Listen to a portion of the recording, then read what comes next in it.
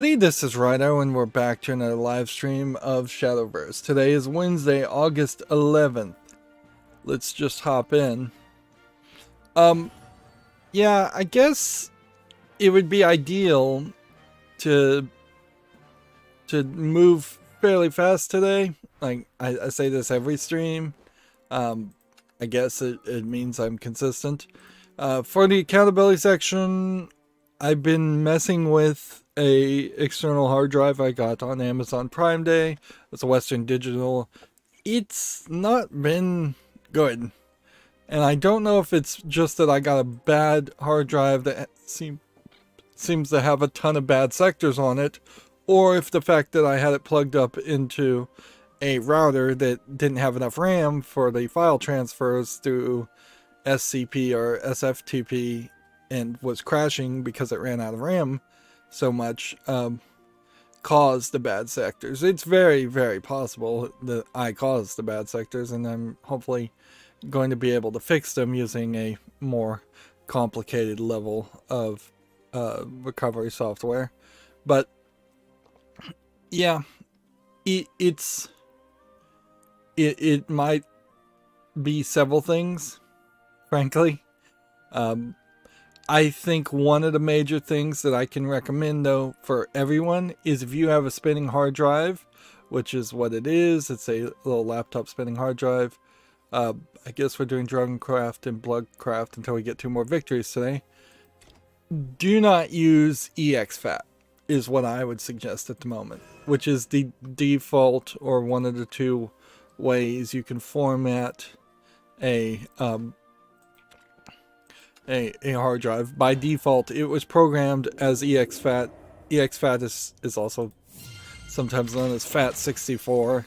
It has been updated, though, from the FAT16 file allocation tables to be all about speed and not really care at all about corruption.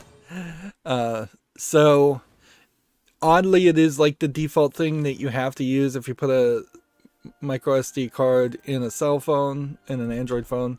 I tried NTFS, I tried EXT version 4 on Android. Neither one of those worked, which is a shame. It seems also that Red Hat has abandoned the idea of adapting ButterFS or BetterFS, BTR. It's usually called Butter. And with that, I think that pretty much puts a nail in the coffin of BetterFS, because it's just never gotten enough of an adoption that it needs. It might show up 10 years down the line, though. I wouldn't be surprised if people don't adopt new file systems until they have been developed like crazy and tested like crazy. So my suggestion, if you have an external hard drive, more than likely, even if you're going to plug it into an Xbox One and PlayStation 4, you could just plug it into a Windows computer and format it as NTFS. NTFS does have what is called a file journaling system, and I'm not going to get too complicated here, but suffice it to say, that is the thing that checks in part if there's an error and tries to recover from errors, whereas exFAT seems to not really care about that. And that has created some weird things, because I've been trying to back up files, and sometimes I've gotten it has told me files were like 0 bytes long, and I thought, oh, these files are corrupted, and now I realize, oh no, it was a hard drive reporting it wrong and corrupting the files. So I was replacing like good files with bad files in some cases, and that's let's see, we didn't qualify for this, so we don't have to deal with that. Good. So yeah, I would say day 1, before you put anything on it, on a external spinning hard drive, format as NTFS. Probably enable compression. I can't really say there's a bad reason to not just immediately enable compression on an NTFS file system. Also, you're always going to want that extra space unless you just are trying for speed. And I guess that is one of the weird things specifically about putting something in a PlayStation or Xbox One. But actually, I don't think you're allowed to play any games really off hard drives ever, with the exception of the SSD that you can put into the PlayStation 5, or the expandable memory that's custom that you can put into the Xbox Series S and X. So even in that case, you would much more prefer to have a to have some guarantee of a level of data security there and stability there. I'm wondering, since this was a Prime Day sale, if this wasn't a case where either a temporary delivery man, UPS type man, since Amazon does its own delivery now, I'm wondering if perhaps they straight up did not care and just threw the hard drive around, or even if this was the case that that this was a hard drive that was on a pallet that got knocked over, or a shipping container that got knocked over. Yep. There has been a talk about like major increases in what it costs to get a shipping container from places like China to America. Major increases there, which yeah, that's probably not a bad thing. If I can go into a bit of a political rant, if it were like financially unviable or just straight up illegal to ship a lot of stuff from one country to another, then every country would have to be much more capable of making their own things and hiring their own employees and their own population to make things. It would be a fairly easy way to fix the slave labor issue that happens around the world and the underpaid labor issue that happens around the world. Probably wouldn't help third world countries very much to have something like that, but yeah, it might very well do that also. Another takes its place. Yeah. But yeah. The hard drives, at the moment, I'm scanning it and fixing the bad sectors, and I'm going to then split the partition, which is a 5 terabyte hard drive. I'm going to split it almost in half, and then I'm going to make a second partition that is ext4, which is the Linux partition version of NTFS. They're completely different, but they both have file journaling systems and data security. Since I'm going to be plugging this into a Linux router, and then I'm going to put a little bit of a swap partition at the end of it, instead of using a swap file, because swap partitions are faster. Yeah, there really isn't a great reason to try and use Btrfs or XFS or ZFS in this case. Typically, if it were RAID array, I would use ZFS, but yeah, there's not a reason to do it for a single hard drive. Once I split the partition, I will then, in the Linux software, or well, actually I can do it on the Windows because I have the right things installed to look at Linux partitions even on my Windows 10 install, I'm going to copy over, just copy over all the files from the exFAT partition over to the ext partition, and then I'll delete the original partition and then expand the second partition into the size of the 5 terabyte. 5 terabytes on the external hard drive is kind of weird because the internal backup hard drive of my computer is only 4 terabytes.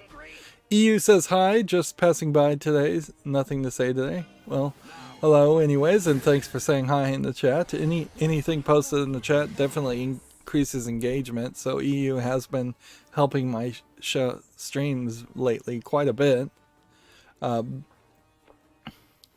But it is also perfectly acceptable and reasonable for people to have nothing to say and not to feel any expectation whatsoever to say something.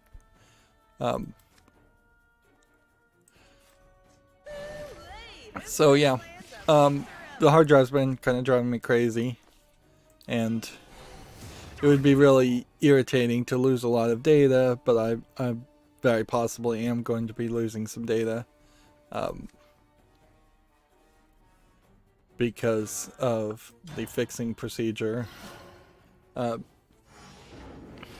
see, that is always the problem with trying to have backups, is that if you don't have a copy on top of a copy on top of a copy, and if you don't have the right procedures, it's real easy to corrupt the data physically on a hard drive. It's real easy to corrupt the data logically on a hard drive, where the files itself becomes corrupted, and then that corruption gets propagated to the other copies.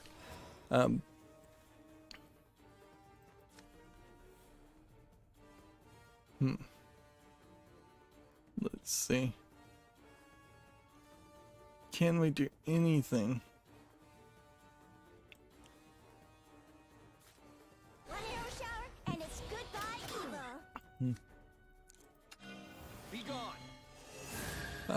Yeah. As for video games, I'm probably less than 1 hour left of the main part of Batman Arkham City. I finished playing as Catwoman's mission, which was for her to get the loot back. She kind of had one mission to go through the museum and fight Two-Face, and then they had this mission where very specific characters in one corner of the open world had her loot, and so they had a little diamond over their head when you looked at them in detective mode, and when you took them out, you just automatically got this little diamond loot concept. And after you got those 16 pieces of loot by defeating those 16 specific enemies, that was it. There's no more story. It really felt like what would have happened is she would have found out that Penguin or the Riddler or Mr. Freeze or Poison Ivy or the Joker, she would have found out that all of those thugs had also specifically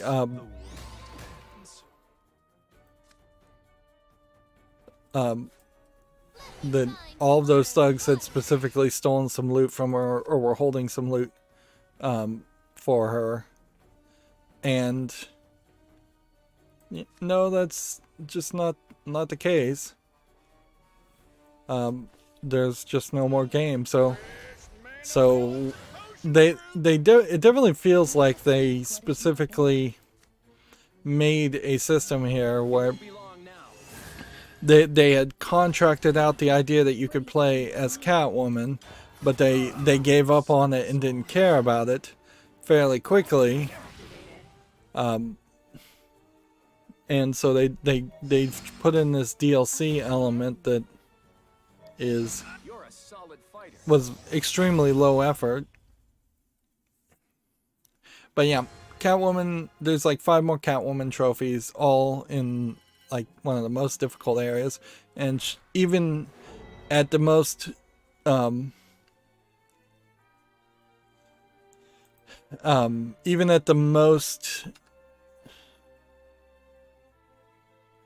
upgraded status for Catwoman, she's still not really capable of taking on more than 3 enemies at a time. She's just too weak, takes too much damage on normal mode. Even Batman on normal mode was giving me a lot of struggle. There was a lot of times I had fights.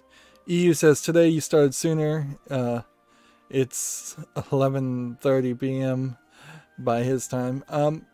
Okay, yeah, I did start a little sooner. That is just the randomness of living with insomnia, completely uncontrolled and out of control insomnia. But yeah, there's no way I've ever found to get any level of consistency with it. And even when I was working 9-to-5 type jobs where you actually did have to show up, or even when I was going to school in like elementary school and high school and things like that, there was really no consistency there as far as being mentally alert. Like in high school and elementary school and middle school and all that, I was very much known as the kid that they thought was never getting enough sleep because he wasn't, and the kid that was yawning all the time. Now, some of that yawning may very well have been because school is boring, but yeah, a lot of it was just this idea, and it really points out. Well, you can kind of see in the United States this would almost never happen because schools don't want to change anything or do anything different or spend any money, but there is a real argument that there should be schools that are night schools, and by night schools I mean they start around 10 in the evening, 10 p.m. and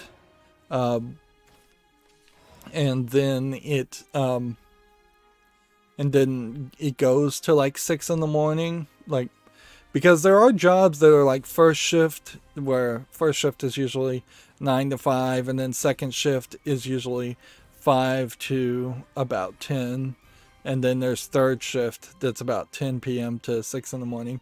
Schools should have that similar idea, particularly since schools are designed to just be the equivalent of jobs and the training of putting kids in the habit of working at a job.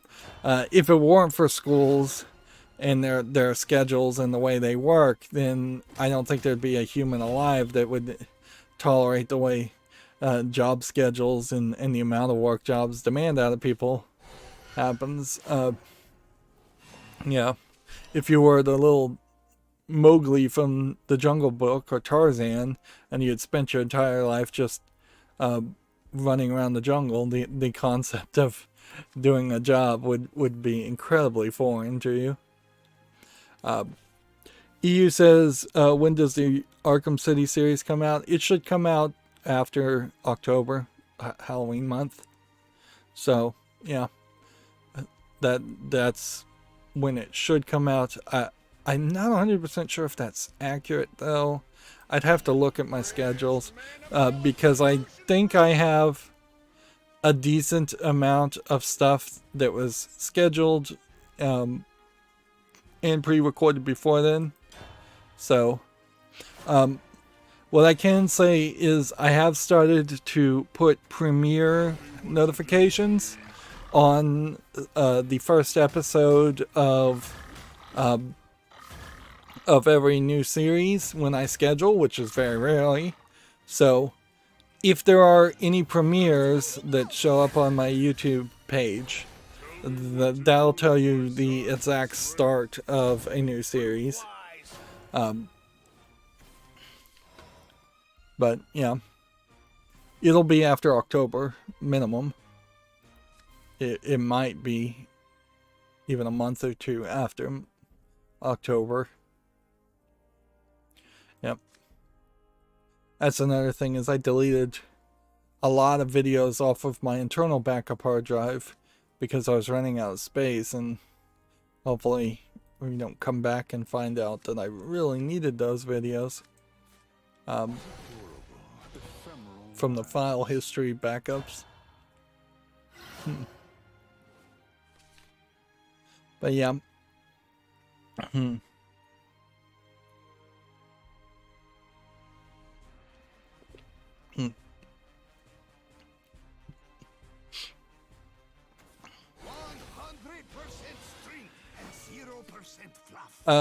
Yeah. And I really don't have a lot to say about insomnia. It's kind of just a dull subject. Like, yeah, you have it, yeah, you live with it, but at a certain point, it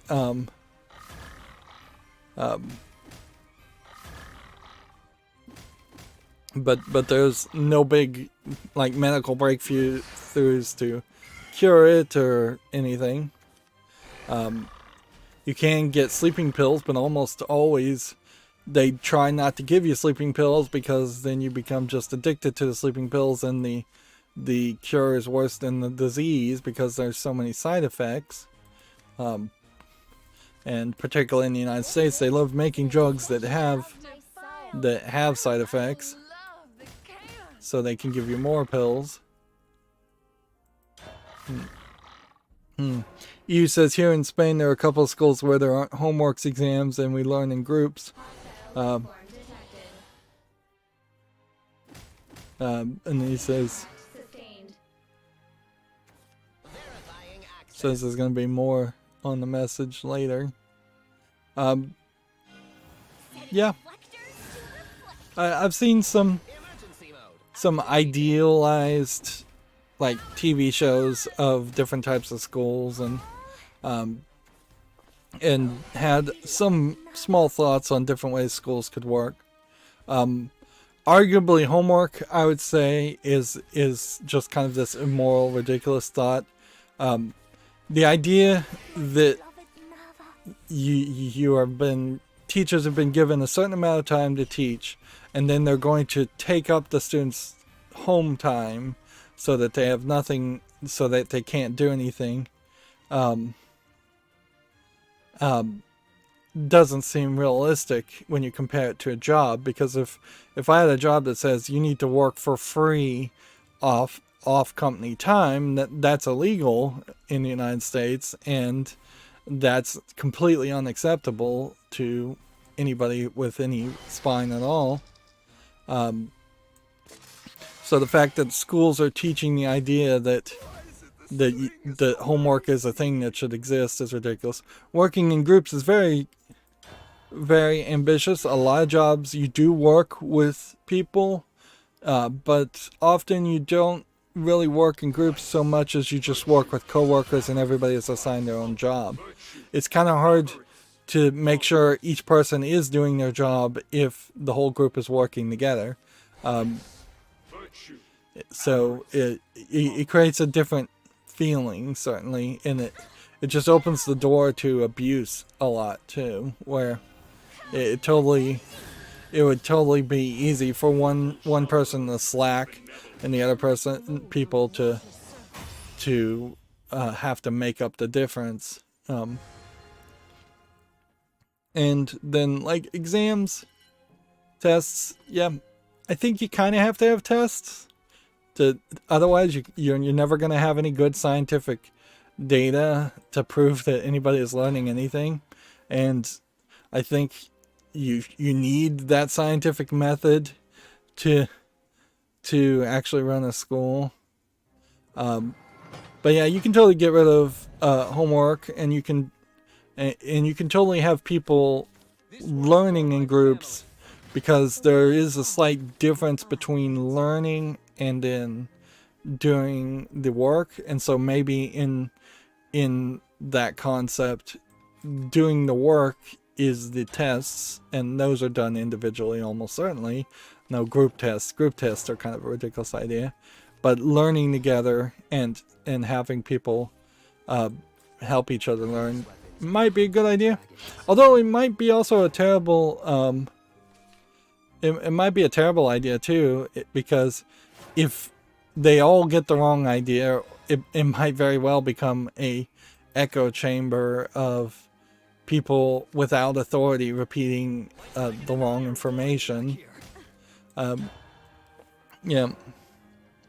EU gets to go to got to go to one of those schools.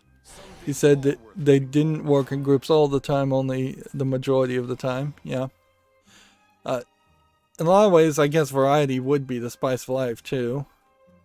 So yeah, there were definitely group projects, much more rare in the United States schools I went to, but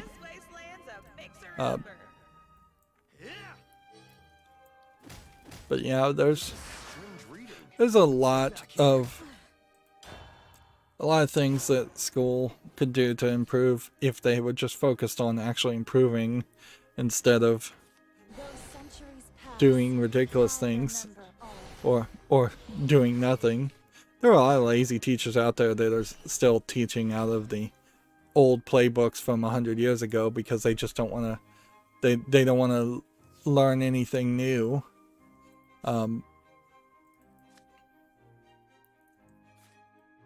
Let's see.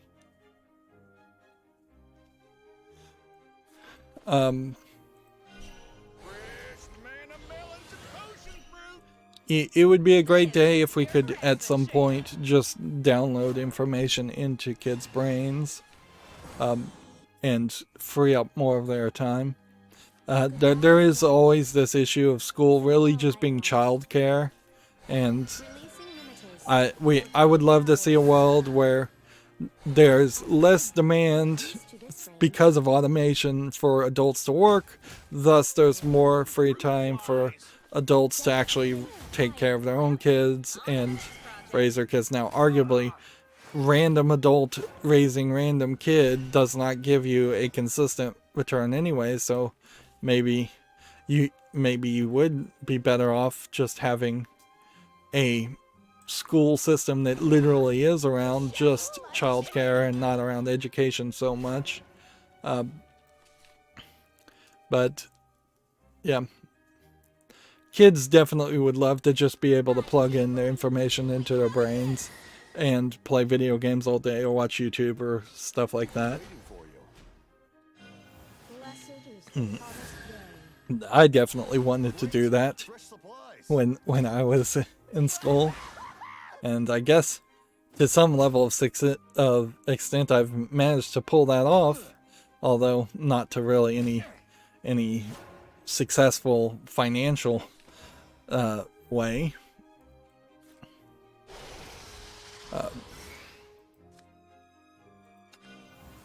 But yeah, there's ideally what you would being a computer IT guy, ideally my solution would be to have something like a PBS or BBC style TV channel / internet channel that was this very standardized education thing that all kids around the world even could watch and be taught the same things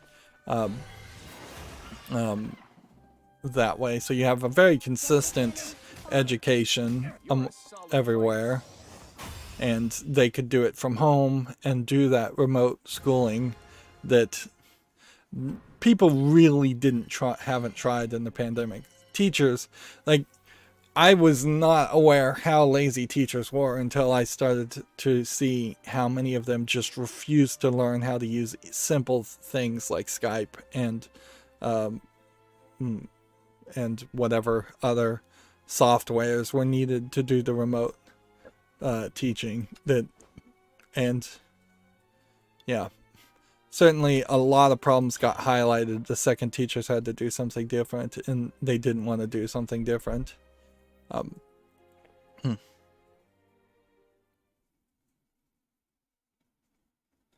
Let's see, EU says, I like how we don't know what to talk about, and we ended talking about schools. I love when a conversation goes down a rabbit hole.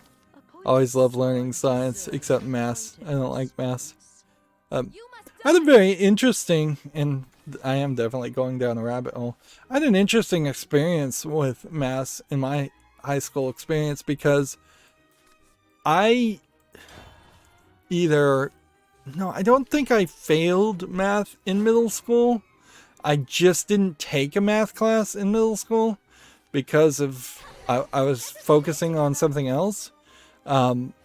So like, or maybe I did fail math in high school. I think I may have failed a math in middle school, on my last year of middle school. And what that did was it gave me a different teacher in high school teaching that same Algebra 1. So for 1 year in high school, I was taking Algebra 1, a remedial Algebra 1, and geometry. And while I liked geometry a lot more, I also found that I really, really liked the Algebra 1. And you kind of need that. In particular, if you're going to be an IT guy, is you kind of need to know a little bit of math. You really don't need to know that much geometry, depending on what kind of programming you're going to do. Yeah, I was doing programming classes. So, like, that's one of the great examples, I think, that I personally experienced, where there was just a bad math teacher teaching in the middle school, and when I changed schools, I got a different math teacher, and all of a sudden I started to enjoy that experience. A lot of the things that I didn't care about or didn't enjoy learning in high school, later in life, I have way more interest in and personally try to learn in. So a lot of it also does come down to the fact that when you're a preteen teenager in middle school and high school, and you're just getting potentially bullied or frustrated, or you're just, everybody around you is hormonal, you're hormonal, like, it's not a good environment for learning at all. Like, honestly, there is a decent argument to simply sending teenagers going through puberty on a sabbatical. Just send them out into a forest somewhere, or send them out on a beach, and then bring them back when they're more mature and more ready and willing to learn. Because honestly, kids are not like, people probably do need to learn things when they're young, certainly. Like, I think the science has shown that, but they're not really usually that willing or wanting to learn things. Whereas now, as an adult, I kind of love to learn things. I'm on the internet all the time learning new things and experimenting and doing, like, computer science type experiments all the time. And that's not because somebody's grading me or because I have to do it. It's because I really want to do it. And just being able to do what you want is like so valuable that it, at least to me, like, if a teacher told me to do something, I didn't want to do it. Very obstinate, and I think most kids are. As far as science, yeah, I like science. Unfortunately, I didn't get to do as many science classes as I would want to. Taking a lot of computer science classes took up a lot of that time. But yeah. There definitely is a rethinking of how schools should go.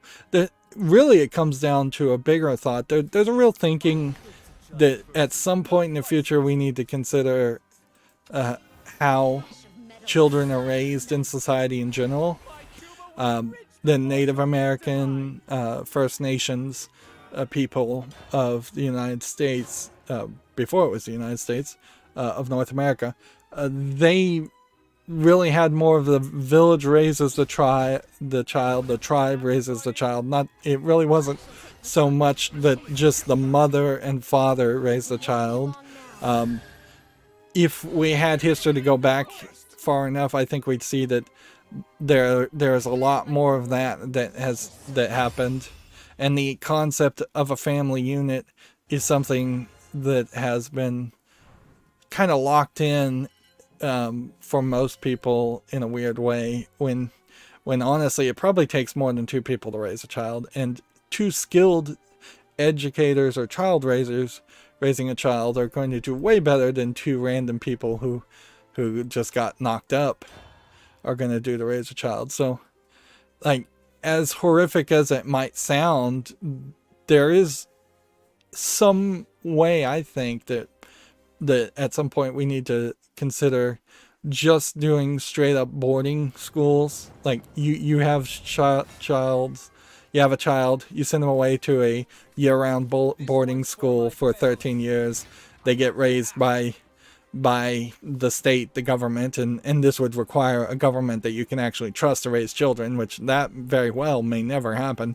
But yeah, I would love to see the inconsistency as far as child raising addressed as much as the inconsistency as far as education being addressed.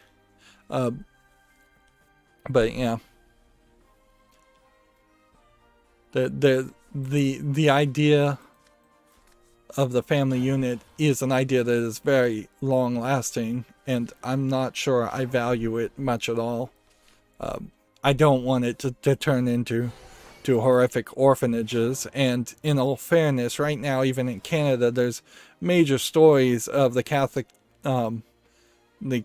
Church taking Native North American Canadians and taking their children and then abusing them, raising them improperly, forcing them to abandon their culture and their religious beliefs to become Catholics. And Catholicism certainly has done that all over the world in the past. Yeah. Let's see. EU says one of the only things I like about maths were geometry, statistics, and biomathematics, because biology is my favorite science. Yeah.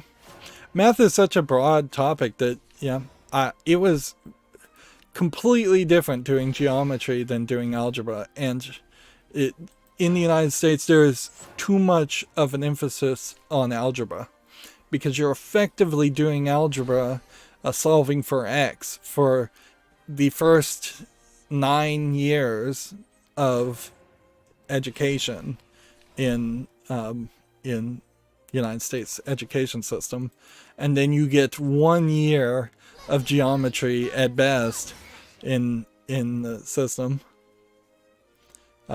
EU says, I always loved to learn. I was the first in my class to learn to read. Yeah. Well, that's certainly something to be proud of, and something that is something we'd like to see instilled in every child. But a lot of childs are just not ready to learn. Like, everybody's a little different. There definitely are children who are just not being raised right by their parents. They're not being fed because they're broke. They're not being clothed because they're broke. They're just not being treated well. So how can you expect a kid to go to school and learn when every other part of their life is in total chaos? Whereas then there also are the rare exceptions of kids who have private tutors and have butlers and are being given every opportunity whatsoever to have not an ounce of stress or frustration, so all they have to do is focus on learning. But yeah.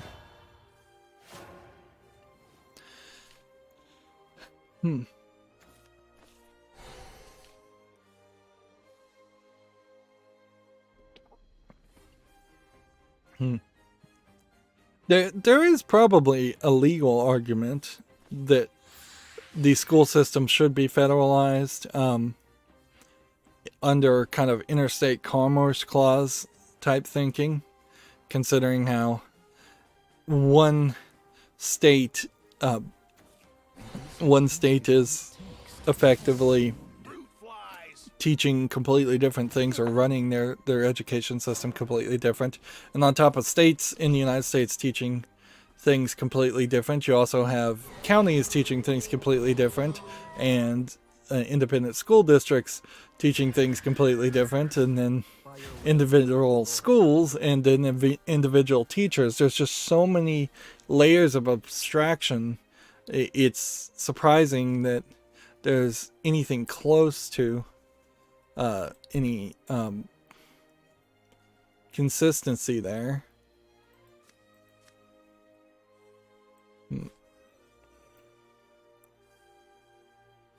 Let's see. I guess I'm gonna just play this and end the turn.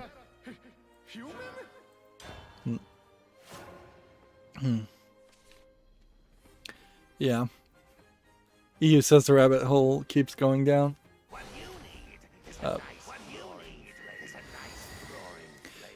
But yeah, there needs to be much more standardization. But even the phrase standardized testing in the United States is really often just become a political argument and a quagmire, because instead of using standardized testing to give more funding to the schools that are failing, it often is just used as an excuse to fire people and reduce the amount you have to pay. Like capitalism, it always comes back to economics for me, and like capitalism totally corrupts the education system in the United States, because if money was no issue, then every school would be completely, perfectly funded and ready to run and go. But that's not how it goes. So it creates this system where the managers at many schools are actively trying to get rid of the oldest employees who possibly are the best teachers, the oldest teachers, because the oldest teachers have the higher pay grade because of the way unions and seniority type tend to work, is that the longer you're there, the more money you make.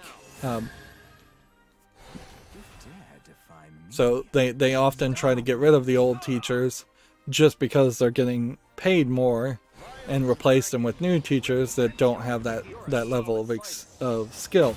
Now, there's a fallacy in both directions, that the oldest teacher is the best teacher. There's been plenty of old teachers that are terrible teachers and haven't learned anything new, even though they technically are doing continuing education throughout it.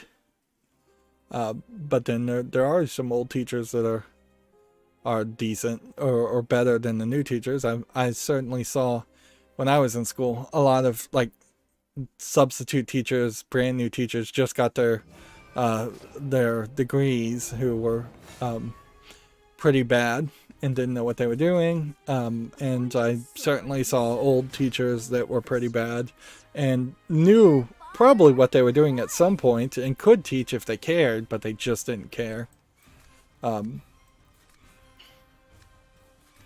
And I certainly feel like I ran into too many bad teachers throughout the education system, whereas there are some good teachers. There's also a divide between teachers I liked and teachers that were good teachers, because there definitely were some teachers that liked me or that I liked that just weren't that good. Often the teachers I kind of liked were the ones that would just leave me alone and let me do my own thing and ignore them for the most part, and that they didn't really engage me in learning the material or in teaching me anything.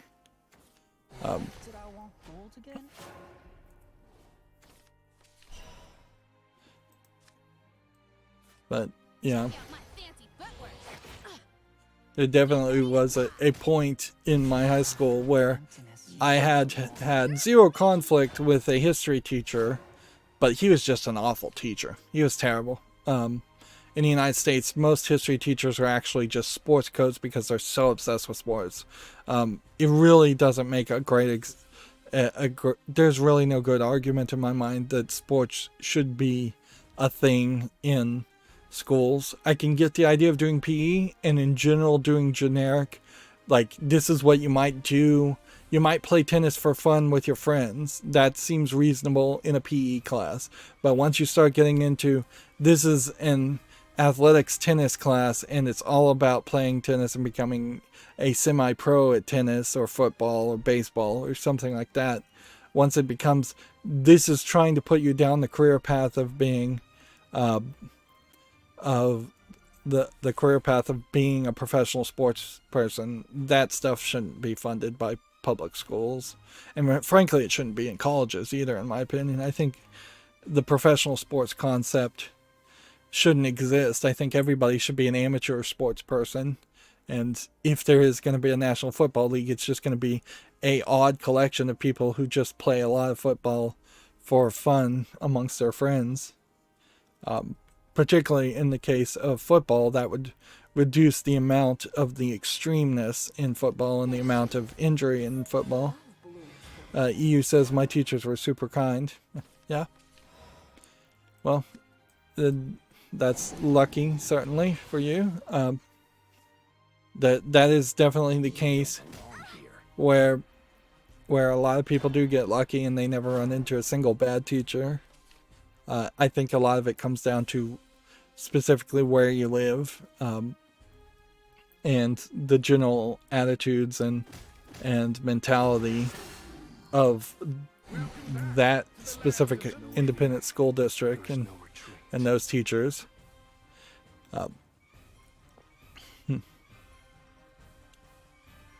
Yeah, do I have anything else to say? No.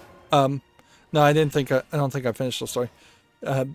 So this history teacher, who I believe was a coach, was just awful. Like, he was just a bad teacher. I didn't learn a single thing in his class the entire year, or half year that I was in there with him. But he never gave me trouble. I never gave him trouble. So at the final test, as far as the final exam, there was an essay portion, which it's kind of ridiculous to have an essay portion in history, but not super ridiculous. It was way more ridiculous to often have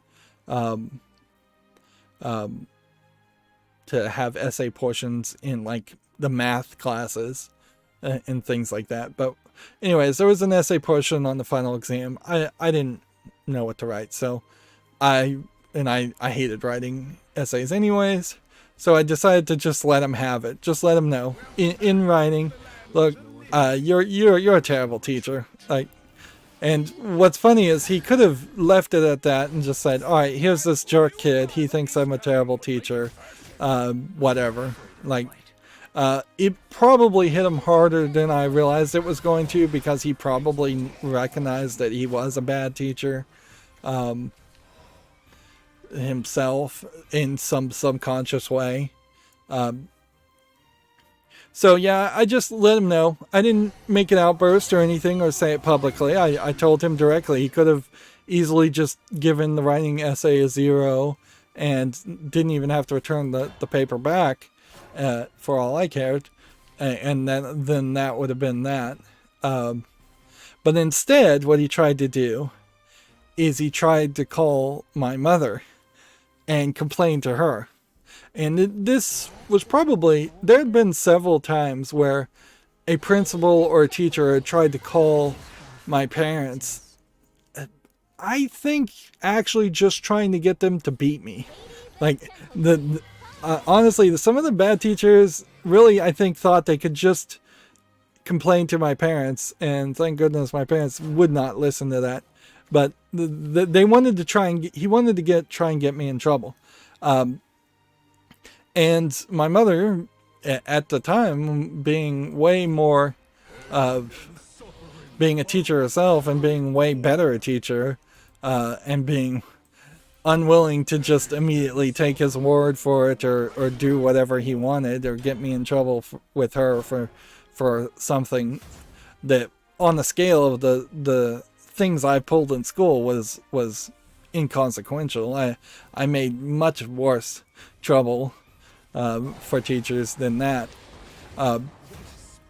So he wasn't getting what he wants in that conversation, and so then he says, maybe I should talk to your husband. Now that really pissed her off. So not only has this bad teacher like doubled down on and started a fight with me and tried to involve my mother, now he wants to try and go over my mother's head and talk to my father. And so at that point, she's now super mad at him. So she's calling the principal and created this huge fight, which effectively I've unknowingly created this like matchbox fire.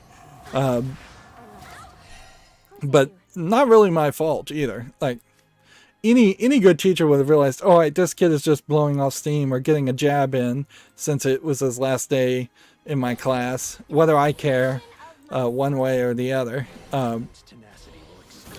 Like that really should have been his response, and he totally overacted.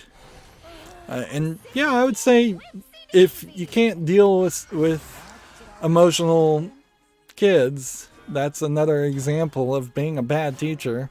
But yeah, so yeah, he was not even really like a problematic teacher. He's kind of a great example of a bad teacher that didn't give me any trouble until the last day, and then he tried to give me trouble after the fact, after I literally was never going in his classroom again, because that was the final day in the final essay. He never had to see me again. He never had to think about me again. And he tried to start a fight and ended up thinking he could bully me in some way by using my parents, and found out they weren't going to have it. And in the time ended up pissing off pretty much everybody in my family. Like, because even if he had gone over my mother's head and talked to my father, he wouldn't have sided with the history teacher either. So, like, he was not going to find any allies in that at all. I don't even think the school principal, which got involved in it, there's like a big fight happening at that point. I don't even think the school principal was going to really side with the history teacher. And I guess that's just kind of a good lesson. Even if your feelings are hurt, you always have to, you have to weigh the pros and cons of escalating a conflict when there's really nothing from it. This one's for my family. All right, well that was an hour of rambling about schools and not really having that much to say. Certainly I don't have all the answers, but yeah. EU says, in my school we had only one teacher that everyone hated, and I think the other teachers didn't like her. Yeah. I think there's a level of difference, I would say, from school to school, just based on how many teachers there are and how many students there are. There's definitely, when I was in high school, a very large amount of teachers and a large amount of students. So I think that just escalates every conflict that possibly can happen. Whereas if you have less than like 100 students in your entire class, then that changes the equation quite a bit. if you literally don't have but one bridge, you tend not to burn that bridge. But if you can go talk trash about one teacher to 20 other teachers, that tends to happen. EU says also like 92% of his teachers were females. For the most part, that's how it works in the United States too. You get the athletic coaches that are males, and nothing else. My electronics teacher and my C++ computer programming teacher were both male, and the reason I think they were males because they were teaching those specialized IT special classes, and it would have been at the time fairly difficult to find a female who had worked in those fields or been educated in that way. There's definitely a reason why there's so many teachers are females, because particularly in the United States, there was just this expectation that a female could only become a teacher or a nurse. Now, hopefully, we can be much more egalitarian and expect little girls and little boys to be given the same opportunity to work in any job field. But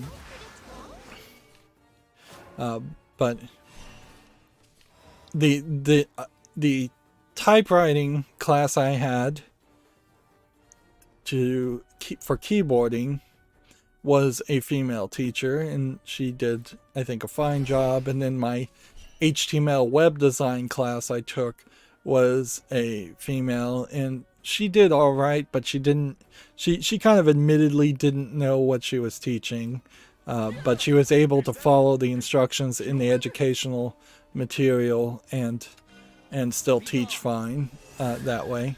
She knew well enough to make up for it. There was one male teacher that was teaching a networking class, and he didn't try at all. And like on day one in the networking class, he said, yeah, 98% of you are going to kind of fail the test, because this was a Cisco networking it's CCNA, Cisco Certified Networking Associate certification. And so you got to take this really expensive and overrated networking certification test at the end. But he said on day one that only 1 out of the 10 students or 1 out of the 20 students in the class was likely to actually pass the test. So he immediately demoralized most of the class, and half of the class didn't really even care. I think everybody actually technically passed as far as the school was concerned, but yeah, he was not a good motivator. He wasn't a good teacher. He didn't know what he was teaching. He was just having us all go through a web-based educational material.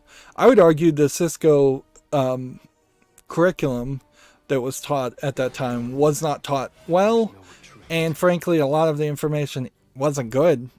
Because it only centered around you're going to work with Cisco networking equipment, and so their way in which they thought was kind of corrupted by that. Yeah, EU mentions his physical education teacher was a female. I had in elementary school physical ed teachers that were female, and then in middle school ones that were male. I think athletics in specific sports in particular tended to be male, unless they were teaching the girls tennis, then it tended to be female. It seemed to be fairly gender segregated. So I wouldn't assume. I would be much more willing to assume that if you were a coach, teacher, a physical education teacher in general, you tended to be not that good of a teacher in the first place, regardless of your gender, or just super overly focused,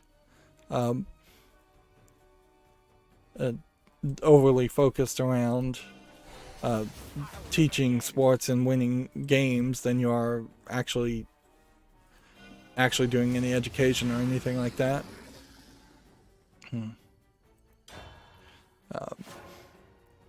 I never found a teacher that was teaching a class that was also a coach to be a good educator in that other class. That was always the secondary thought. I really am not in the point to evaluate how good of a coach they were as far as actually getting people to play the sports in a healthy, safe way versus just play the sports to win.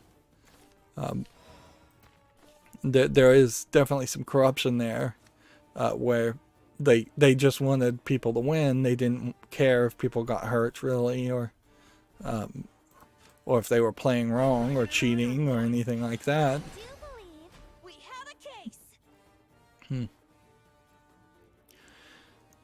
Well, did I wrap up all that story? No, I think I did. Yeah. Most general teachers I had were female, and certainly I will say, as a side note, that probably doesn't work for everybody. Like, I don't think it's crazy to say, or sexist to say, that a kid who has been raised in his family and may have a mother he listens to all the time and a father he never listens to might have a very different interaction with female teachers than he would male teachers, and vice versa. There very possibly are some kids that only listen to their fathers and never listen to their mothers. There's definitely going to be a few kids out there that didn't have mothers or fathers.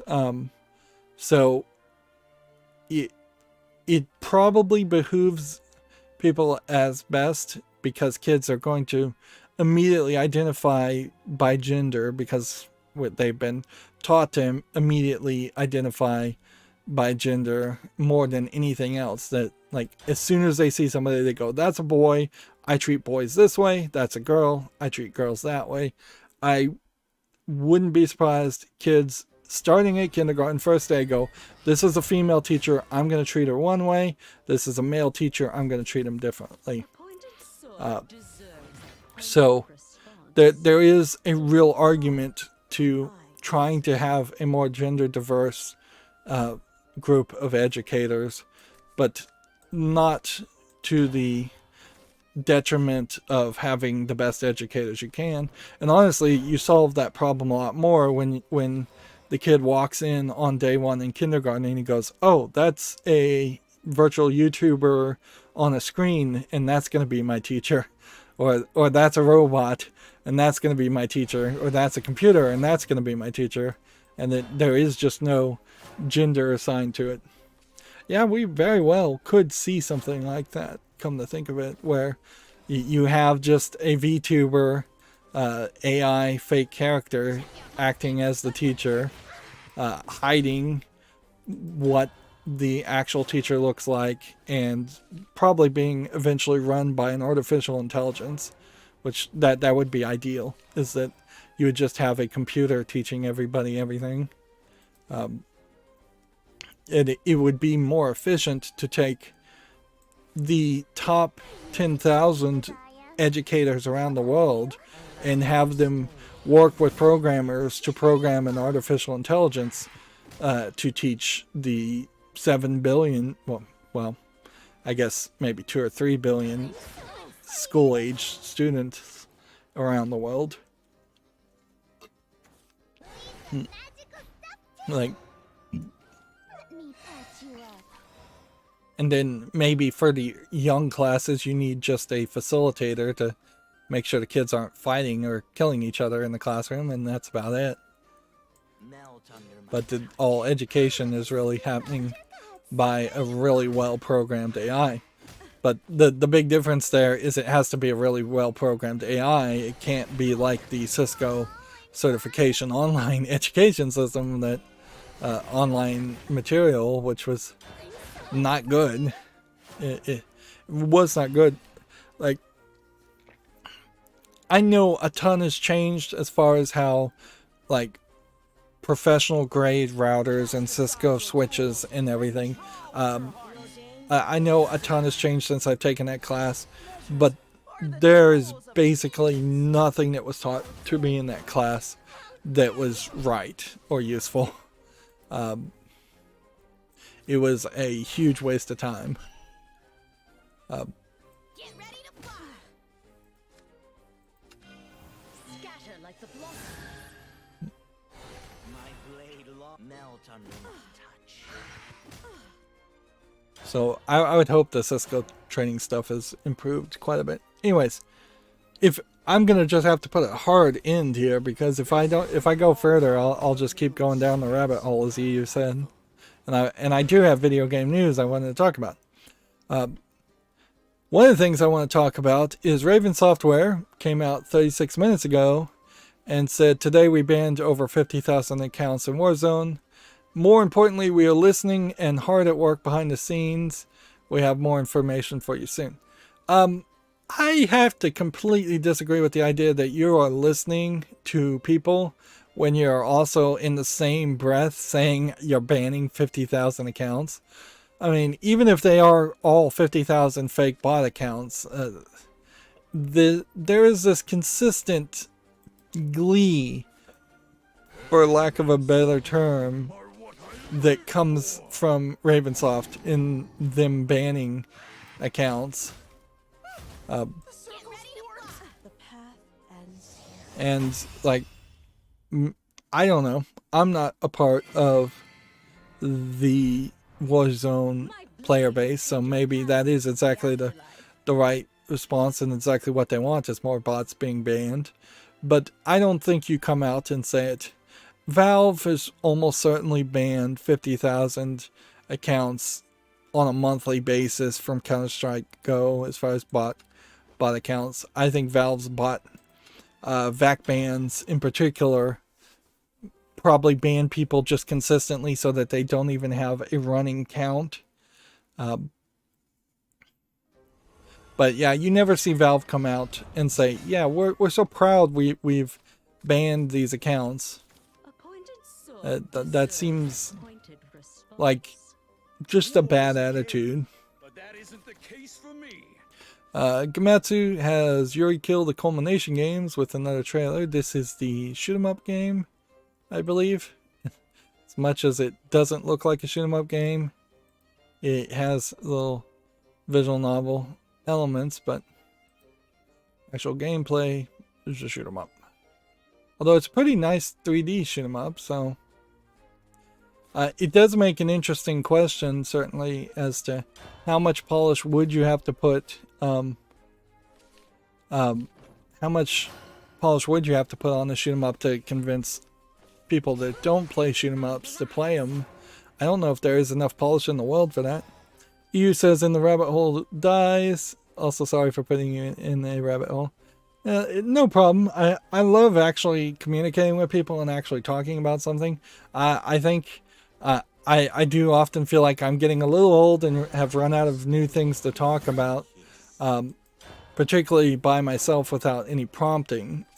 I have in the past, when having actual conversations with people face to face, been able to talk about a lot more, whereas often when left to my own devices, I go back to just my favorite topics. But this is also a video game news live stream, so if I don't cover the video game news, I'll just leave it for Friday, and then that'll just be a frustrating experience for that. Generally, I suppose, if I was trying to have a nice and snappy video game news break, these would be things, cutting room floor conversations and rants that would get edited out. But I don't know if there's really a lot of value for that. I haven't seen anything like the new G4 or anything like that, or Giant Bomb, or like, I don't know of any service that just does a GameSpot news minute or something every single day, or even a few times a week to talk about video game news. Everything has in my mind, as far as the content I consume, devolved into longer podcasts where people talk about what happened over the course of the past week or month. So I think people are probably more interested in long form discussion on a topic versus brief news minute type bits of things, bits of information. If I just want a brief overview headline of a story, I can get that from Twitter, I can get that from Reddit. That I totally do get an occasional bit of information from Twitter or Reddit like that, but usually if it's something I'm interested in, I'll also click on the articles and read.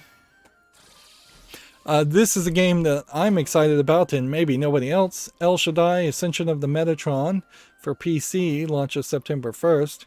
This came out in 2011. Although you are still going to have a weird situation where if this game comes out for PC and runs even decently, you really aren't going to be able to be too excited about it because there's no real sequel here. Or maybe there was a sequel, but it was like a weird visual novel type sequel. That was a completely different style of game. So it does put you in this kind of off-putting position where it is just going to be this weird hidden gem style game that you cover, or that I would cover. But I do want to cover it. It's almost like a great counter to the other game that recently came out. What was that called?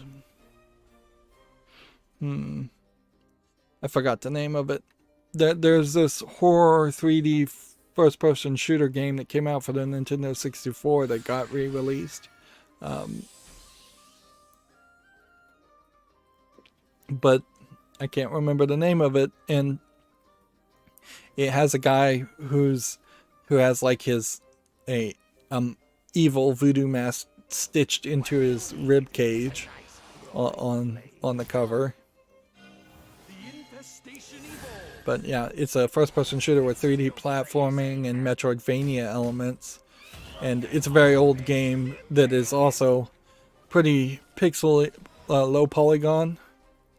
And I would say El Shaddai is kind of more of a bright, colorful counter argument to that game.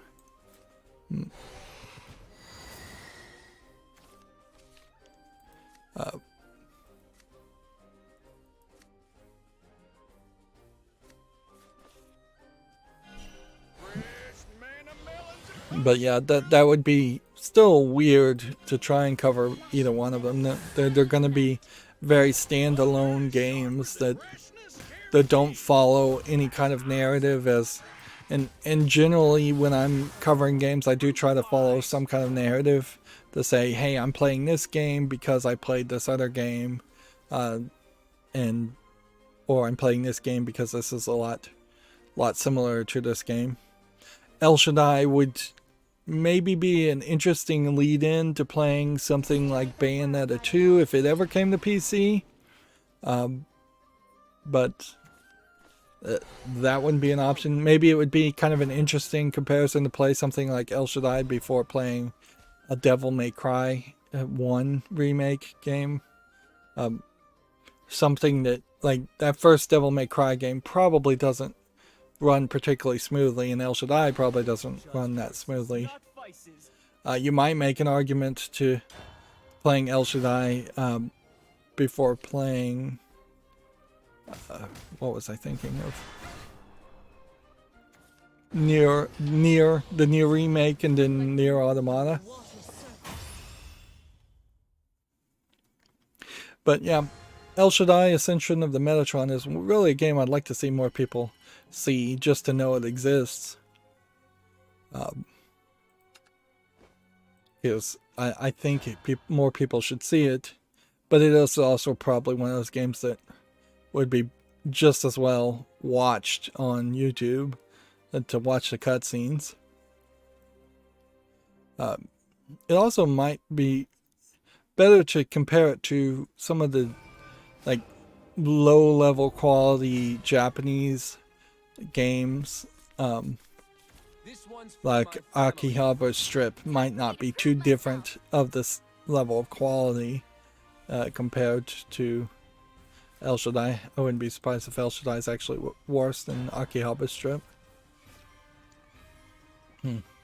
Moving on, Tormented Souls for the PS5, Xbox Series, and PC launches August 27th. The demo is now for the PS5 and PC.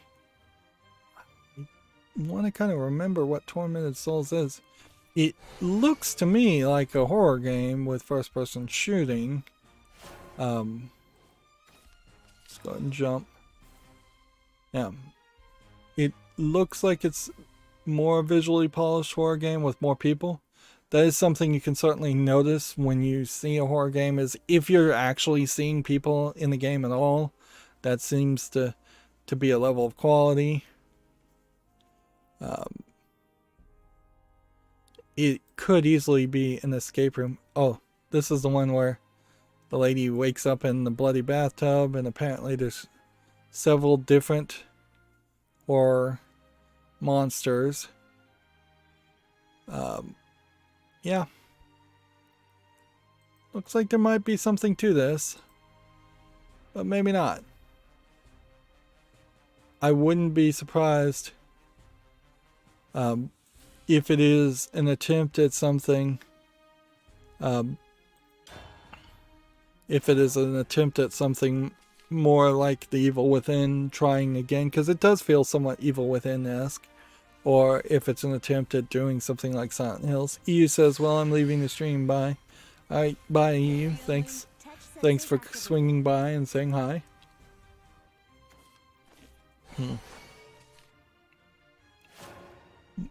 I probably am a little low on horror games compared to, like, I wouldn't be surprised if I do an evaluation in 2022 and I decide not to do a second month of horror games, just because I'm a little low on it. What tends to happen is there's a decent amount of announcements for horror games, but then there is a higher than average, compared to an average video game, level of bad games that come out, or bad releases under the horror genre. Although average is a weird word to use in this case, because the average would be skewed horribly if you included like the low effort Chinese and Russian games and visual novels. Moving on, a Nintendo Indie World Showcase was set for August 11th, so apparently that probably already happened. So we'll probably have some news things here. Windjammers 2 open beta for PS5, PS4, and PC is set for August 11th to 22nd. This is a Gamatsu article. These are all going to be Gamatsu articles pretty much for a while. Is that a strike, human? Do we want to evolve? Can't. Whatever. Here we have a game called The Kids We Were Complete Edition announced for Switch. I don't recognize this game. It looks like it's a little low polygon game. Lab Rat launches in 2022 for Xbox Series and PC. This looks like a laser game. Let's see if we see anything here that makes it feel like it would be anything different than a laser game. Like this is the kind of game that is, I imagine, best ignored, like just completely ignored until it comes out and gets some reviews, because there's nothing visually interesting around that kind of game, and gameplay mechanic wise there's not anything that's really selling it either. Let the clouds roll in. Alright.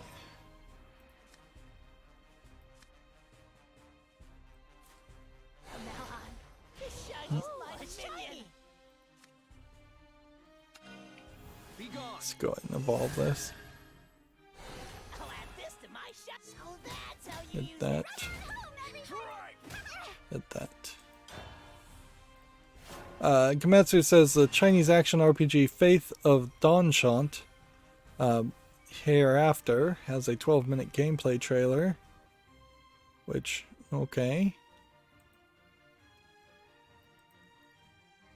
Looks like a Chinese RPG. Looks like it's fairly nicely animated. It kind of feels like if the Chinese were going to try and do a Witcher game, which isn't a terrible thought. It's got some parkouring and transversal. It's got some action sequences. It's got giant monsters. You want to hunt? Be my guest. Waste a good metal. You're done for. Honestly, that probably would work very well. Like, if the game actually plays well and is translated to English decently, the idea of taking the Chinese old storylines and then having a Witcher-like character running around killing all of the Chinese monsters would be interesting. The problem is it tends to always just devolve back into Romance of the Three Kingdoms or Tales of the Monkey King type stories that have been played out over and over again, and of course Chinese games tend to be fairly low quality even when they look high quality. In a funny way, a story based on Chinese mythology probably doesn't even sell that well to the Chinese audience because it's so overly flooded with that type of content. That's how you use it.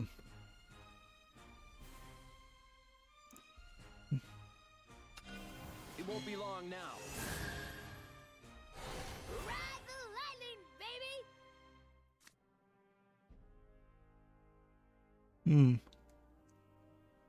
Interesting. So you can't evolve this to trigger its ability. You have to actually increase its attack or defense by effect.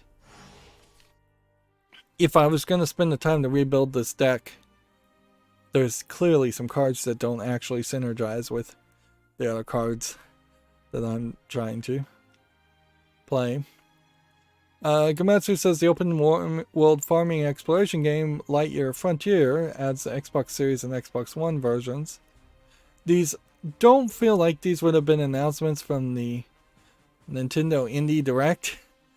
That would be kind of weird for them to say they have other versions in the Nintendo Direct, but I don't know. Maybe the Direct happened and then all of the publishers immediately clarified and said, oh, actually, we're coming to these series too. The Wandering Village adds an Xbox Series and Xbox One Village versions.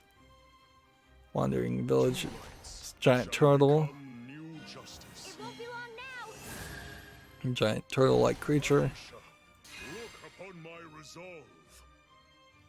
I don't know how the game really changes or what the game really is if you have a village on the back of a giant dinosaur-like creature. I'm all out of Like, it looks to me like the game is mostly just a resource management game, regardless. So what does it matter if you look over the edge and you see like, do you have to get resources to constantly feed the creature? That's really the only way a creature like that would ever survive is if it had something living off of it, adding food and resources and work to keep it constantly moving forward and fed. It might be an interesting idea if a wandering creature like went to an ocean and drank a lot of water, and then all of a sudden its back got filled with an ocean, and the landscape changed based on whether it could eat food or whether it ate plants, more plants would appear, or if it ate rocks, more rocks would minerals would appear. Or drank water, more water would appear. Be my guest. That's about as far as I think I could take that concept, though. And it really would just be a randomization factor. Sam & Max Save the World Remastered is now available for Xbox One. I think it's worth checking out. It's probably not even really worth it mentioning that a few lines of dialogue were censored / changed in the remaster. Like, there wasn't enough of a controversy around it to hold out. I would say if you already have played Sam & Max Save the World, though, like me, I doubt there's enough of a reason to go back and play it again. Or if you already own it and you just mod the original version to do widescreen, you're getting almost the exact same experience as the remastered. That's an example of one of those games that didn't really have any business not being widescreen in the first place.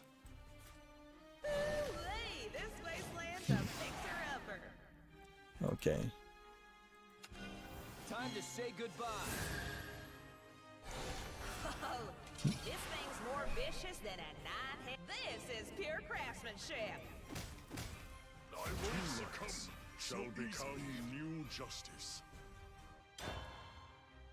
Let's see. Moving on. RPG Time: The Legend of Wright launches this winter, which doesn't look like anything that's particularly that interesting, but there might be something to this idea.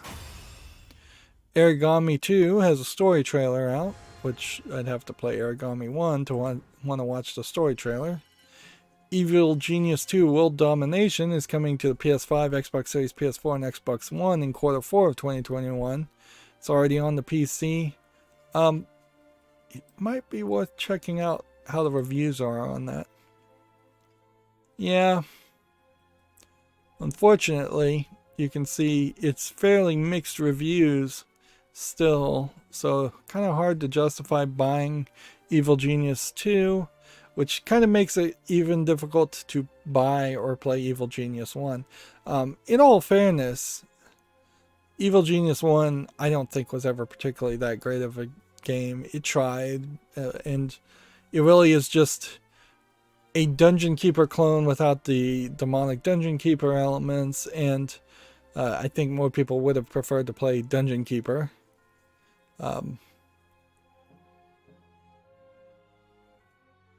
Let's see. Evil Genius 1 was fun, relaxing to play, much simpler and not so much micromanaging. Evil Genius 2 is a grindy micromanaging hellscape, lots of gameplay systems, and not one of them is fun. It's a game, not a job.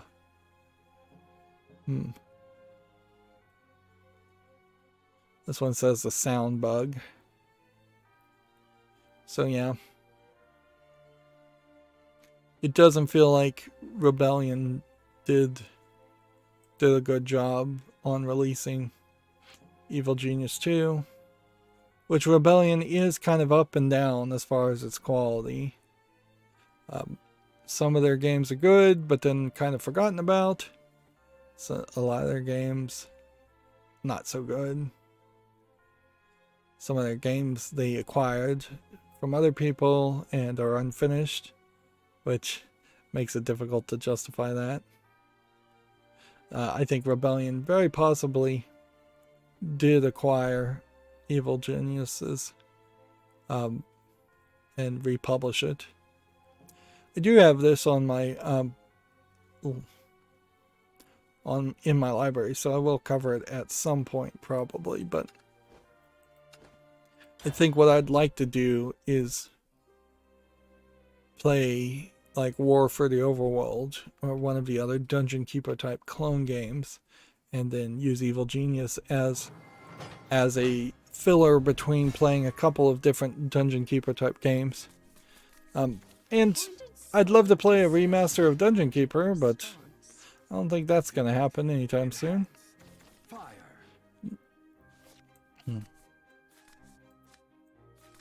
I do certainly still have a small desire for some 90s edge in video games. I don't want to see it a lot, but I'd like to see once a year a game that's just Duke Nukem or something like that, where it's just 90s edge. This is going to be offensive for offensive sake. We're going to know that this is not cool. We're going to push the boundaries and do comedy that can be appreciated every now and then. Even if it is low-hanging fruit, easy comedy to just say edgy things or use dirty words. I do want to see that once in a while. Something just to balance out the more sanitized woke games, that woke way things are written these days. At a time. I can do this. Yeah, and you could certainly make a Duke Nukem game where it is obvious that Duke Nukem is the bad guy and saying the wrong things and the inappropriate things. I think the Ash versus the World Showtime TV series did a great job of that, where they fully admitted and said, like, Ash from the Evil Dead series is not the ideal hero that you want to emulate. He's an old kind of racist guy, the racist sexist guy, and they play that up and go, yeah, this is the character. He's not somebody you would idealize in the modern time, but he's a fun character to watch in the same way. Like that there is such thing as an anti-hero in a story, and we don't get that in video games as much as we used to, or as much as I'd like to see. Anyways, moving on. Pathfinder Wrath of the Righteous for PS4 and Xbox One has been delayed to March 1st, 2021. Don't remember directly what Pathfinder is. It looks like it's a fantasy game. Kind of looks like a Diablo game.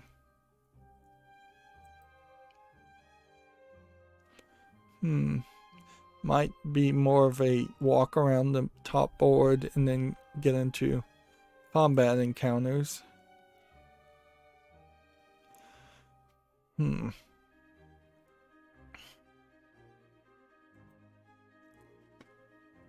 See if we can find out more about Pathfinder.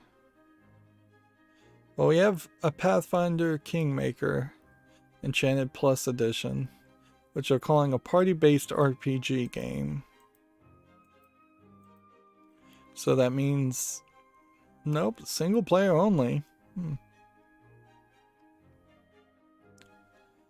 Yeah, I think I'm gonna have to investigate the Pathfinder series and see if maybe there's something here I've overlooked. Because I either dismissed this because it was just too Diablo-esque and I would have preferred to play Diablo, whereas now things have changed so much that I'm not sure I would ever want to play Diablo, because there'd just be too much controversy around it, even though it's historically relevant. Welcome to the city of hopes and dreams. Yeah, so Pathfinder might be a good replacement for that, if there needs to be a replacement, which is questionable. Diablo still plays a little bit differently and looks a little differently. Diablo is another great example of that 90s edge and things we just don't see anymore. Diablo 1 and 2 particularly. Diablo 3 got a little cartoony. Stardew Valley is coming to Xbox Game Pass this fall. Stardew Valley is kind of all over the place. Let's see.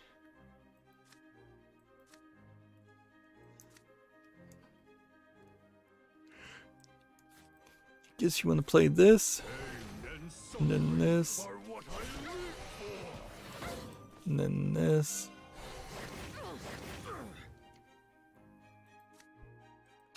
Then we can evolve here.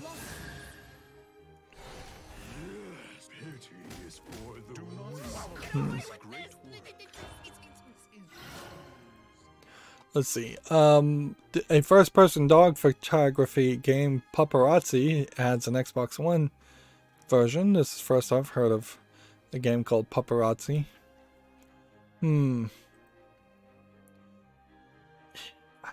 don't know if I'm that obsessed with dogs that I would potentially want to make a play a Pokemon Snap with dogs. Although that might work too. That might be an interesting idea where dogs are just running around doing silly things. It is a little low polygon, whereas ideally you would kind of like the ability to have hyper realistic graphics around taking pictures of dogs. But yeah, I don't think you would probably ever get the funding to make a game like that. Just as well. Alright, well, this can do 8 damage. Which I think puts me close to a victory.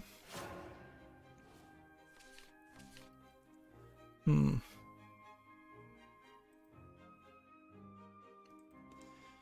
see, this is another game that is not out yet, so I haven't seen it.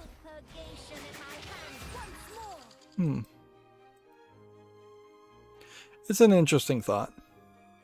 But I also could see that this very easily could be very short, very small area, very asset flippy to make it look like it's a bigger game than it is. Whereas Pokemon Snap is really one of those kinds of games that needs the funding of a big company like Nintendo to have enough content to justify existing. Let's see. The turn-based RPG deck builder Library of Runa is now available for Xbox One and PC, so we'll check that on Steam, I guess, instead of watching the trailer here. Let's see. It's a little bit busy in all of the screenshots and feels like a Chinese game. $26.09. Oh, Korean game. I was wrong. Based on it supporting Korean language. That might mean that there is a better experience here than it seems at first glance. But it also might mean that you'd have to put up with some Korean anime stuff and maybe put a lot of effort into it. I guess the question would be, is there... Yeah, it seems like it's a deck builder, not a collectible card game with a lot of other stuff happening. So there's no in-app purchases, there's no online here. So pretty much overwhelmingly positive. I guess that means this should be on the wish list. Like I can't find an excuse to not put it on the wish list. I almost lost there, potentially, by not playing.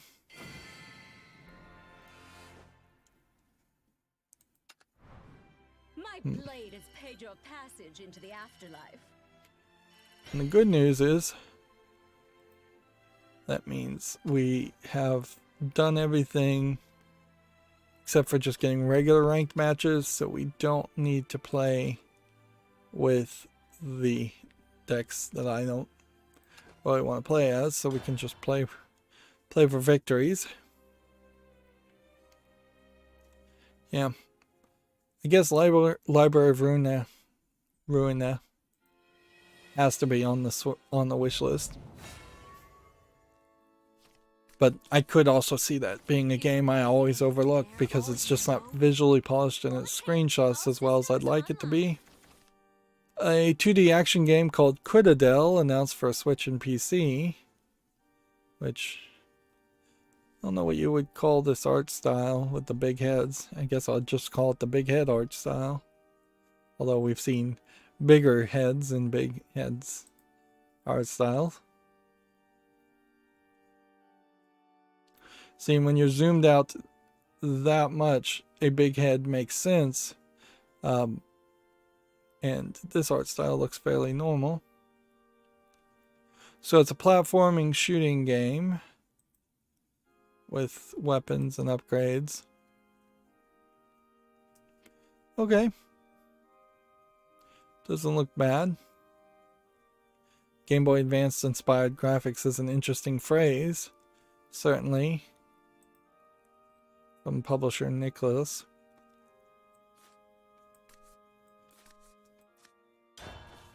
Yep. That is weird to say your game is inspired by Game Boy Advance graphics, but I kind of get that idea too, to say, hey, we're not making a game here that's inspired by a Game Boy game, because Game Boy games were black and white and really simplistic. We're making something that is more inspired by Game Boy Advance. Now, at a certain point, I don't know if you wouldn't just say this is a 3DS inspired graphics, because that doesn't really mean anything, I think, to most people, to say you were inspired by 3DS graphics. Because I imagine 3DS games were all over the board as far as their level of graphics. But maybe this is an attempt to push the idea of a generational improvement. And that's not a terrible thought for game developers to start targeting and saying, hey, no, we are really looking for... Little canary. we're looking to make games that feel like next generation inspired by Game Boy games compared to the previous generation of inspired by Game Boy games. In the journey. Your Kill the Culmination Games has another trailer. Clearly this is going to be a lot of trailers for like every character. So at this point, if I see any more Your Kill Culmination Games trailers, I think I'm going to just skip them, because that's going to waste time. A Stalker 2 Heart of Chernobyl physical edition was announced. There was a game based in Chernobyl. Chernobylite, I believe, was the name of the game that came out recently, and I saw a review on it, and it sounded like it was mediocre, really. Unfortunately, like, it had some good ideas, but it just had some bad polish to it, and not that much combat, really. Which, when compared to Stalker by the reviewer who was reviewing it, they basically said you should just play Stalker instead. Do I want to do that? No.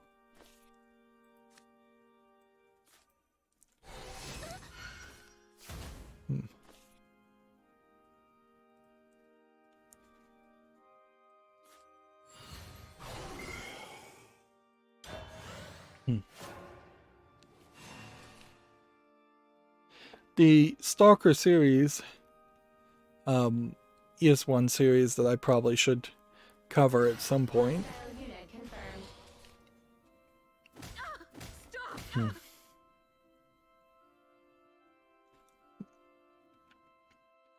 Moving on, the Battlecats Unite is coming to Asia in English on December 9th, which probably means it won't quickly get published directly in the West.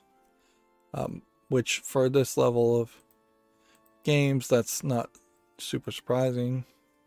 I don't see anything here that looks so incredibly polished that it would directly try to be published and announced in the West. It might show up on the Switch eStore, but that's about it. It would probably show up with no fanfare or announcement. Let's see. Nerf Legends has been announced for the PS5, Xbox Series, PS4, Xbox One, Switch, and PC. Which I have to question the importance of making a Nerf game. Like, it really is just going to be a first-person shooter game where you're shooting Nerf guns or something that looks like Nerf guns, but honestly, it doesn't even look like you're really shooting suction cup Nerf darts or anything like that, or any kind of round plastic things. It seems like you're shooting an electrical blast, and I'm sure Nerf would probably like to sell you Nerf guns that just shot out like infrared light and or something that looked like laser blasts, but then they also make a lot of money specifically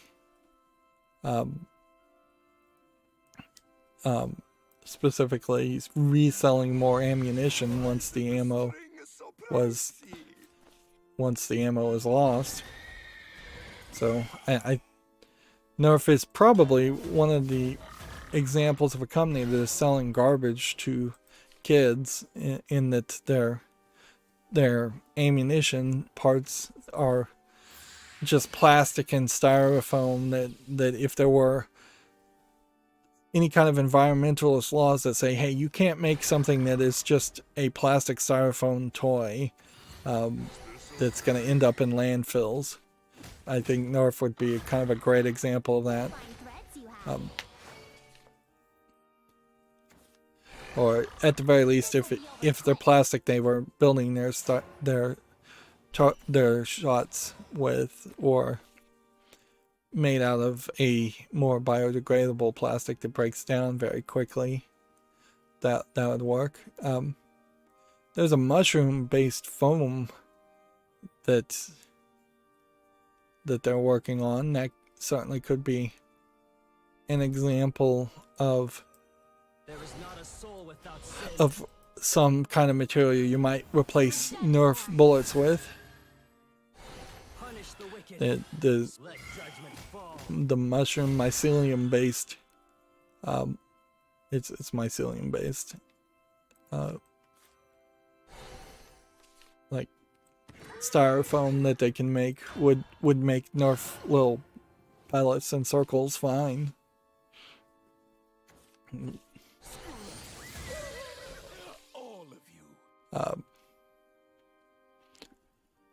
Moving on, Space Invaders Invincible Collection launches digitally on August 17th in the West, which looks like this is a collection of fairly old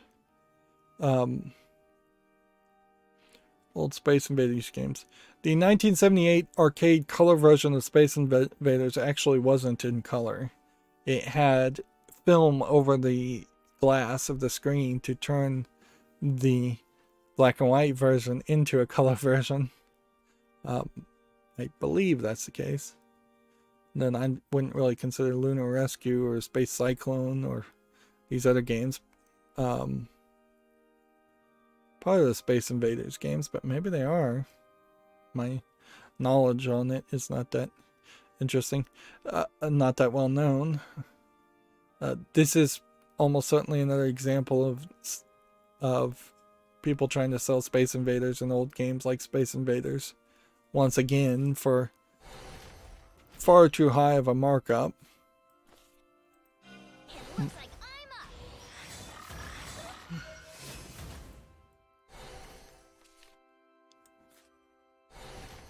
Let's go ahead and play that. Alright, we need to go through some games. I think we had already talked about this game, yes, so we don't need to talk about When the Night Comes again. Here we have, we already talked about that game. We already talked about this game. We already talked about that game. Okay, so I think that puts us here. Here we have another Gmod game, cell phone game, being ported to PC. And I still feel like somebody out there must really like these. $4.49. I don't know if that's really the case. We could do a little bit of research here. And let's just go back to something It came out in like April. Yeah, there's no user reviews there. There's no user reviews there. There's no user reviews there. Yeah. So apparently nobody really does like these games, but maybe they're just, for posterity's sake, republishing them. I mean, that's the only thing I could assume. Idiocy is Okay. exhausting.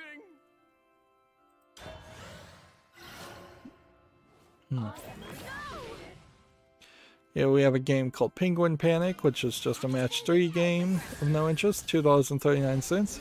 Guy can't even make videos without pulling a camera to the front of it. You kind of have to assume that it's either incompetence that you can't use OBS and record footage of your game while you're playing it, or it's straight up just stolen. Which, that's something I hadn't thought of, but looking at this low effort thumbnail, it could be that this is straight up a game that is not owned by the person that is selling it, and that is why they didn't have the skill or technical ability to be able to make a screenshot. I mean, that's pure speculation on my part, but I wouldn't be surprised if that has happened on Steam. Next, we have a game called Deus Lo Velet. Deus Lo Velet? I don't know what that means. Deus means God.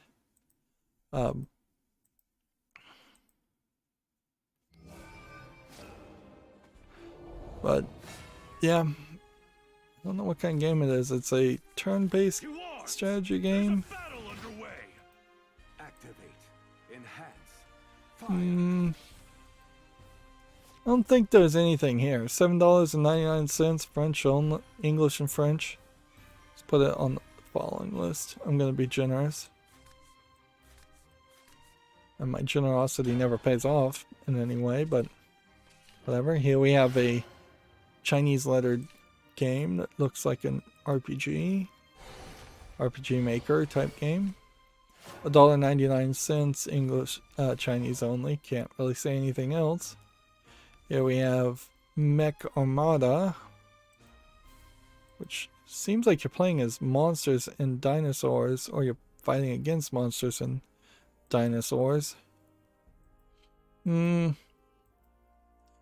This is one of those like placement turn-based games, and I don't think that that's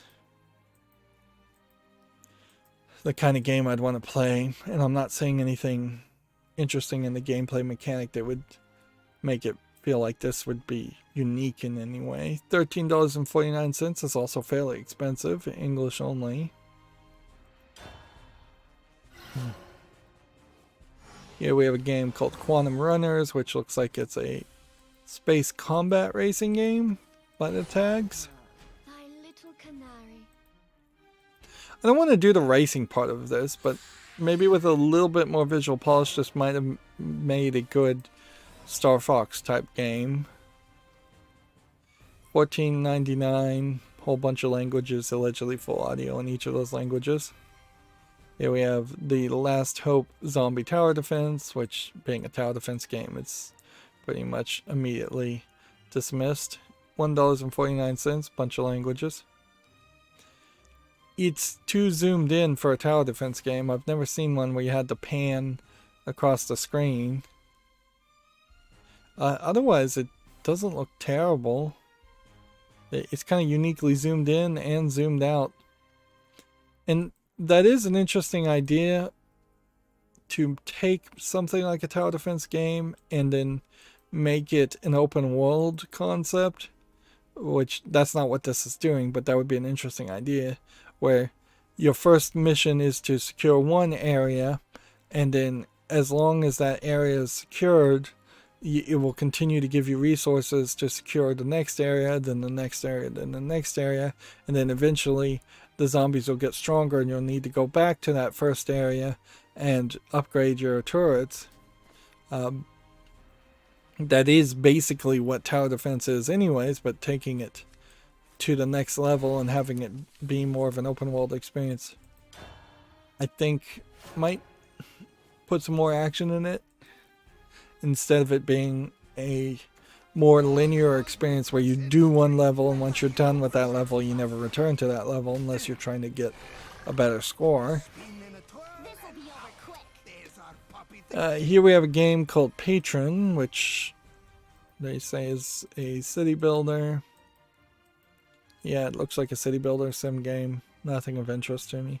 It is rated very positively, $17.99. This is just one of those kinds of games that, yeah, I don't really see a reason why I'd want to play this.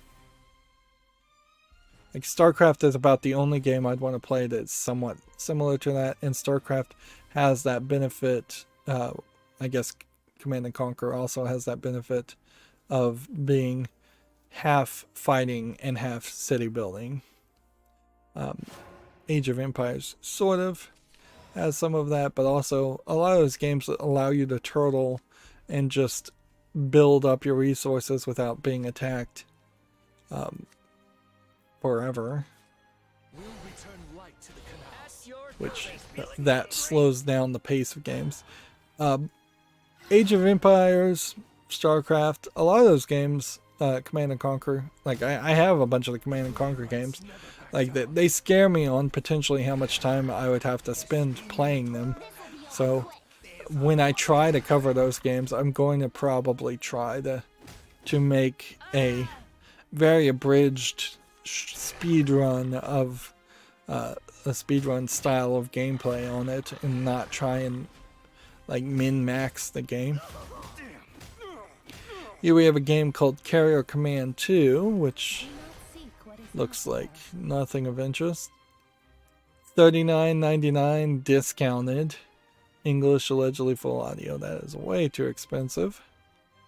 Here we have a game called Atrio's Dark World, which they're calling it a crafting 2D game. You capture creatures and add them to your assembly line. Honestly, this just feels like they took Factorio and added monsters, which doesn't really make a lot of sense.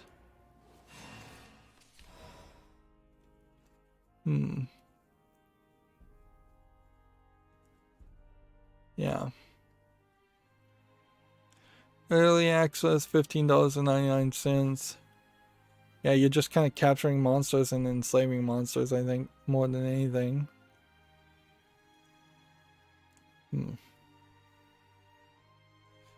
Basically doing an atrocity, which thus the name.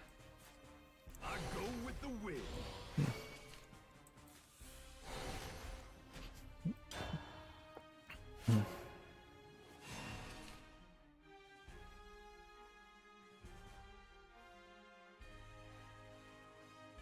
Yeah, I don't even know if I would want to play Factorio, so the idea of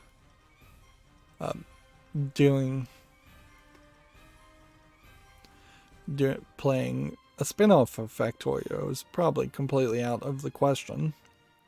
Gametsu says Super Monkey Ball Banana Mania has added Sonic and Tails. I imagine they are just going to add all of the Sega characters they can possibly get. Sonic in a ball and Tails in a ball. It's not likely to really change anything. I feel like Super Monkey Ball in general is half made just so that they can sell capsule toys in Japanese vending machines still, which, yeah, talk about another collection of immediately in the landfill plastic garbage.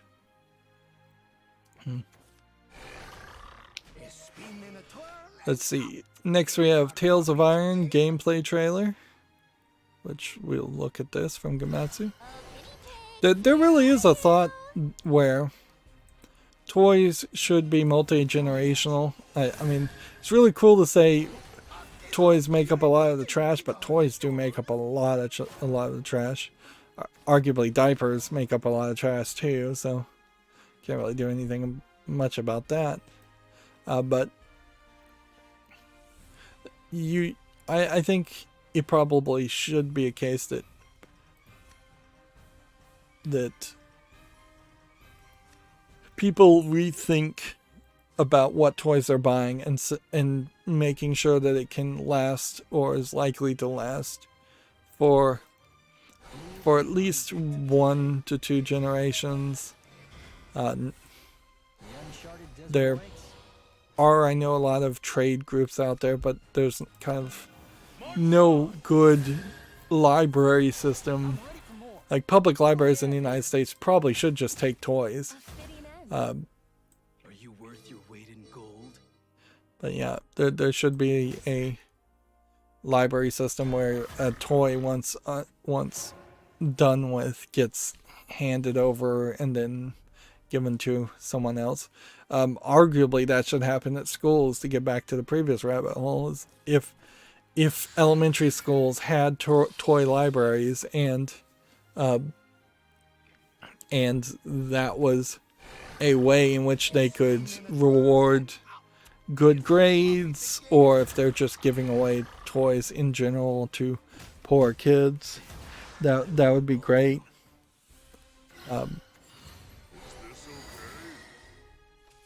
Like, I think kids would rent out toys way more than they would rent out library books, particularly in elementary school times. The design fault lies with you.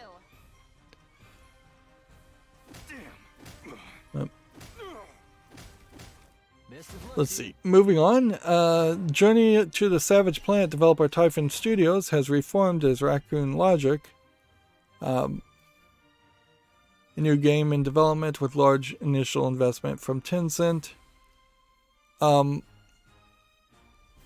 The phrase reform is an interesting thought, because I don't know what really changes,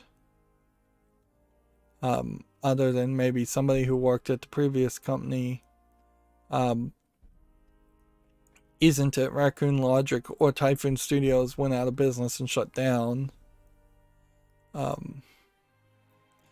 But clearly Tencent's investment required this reformation.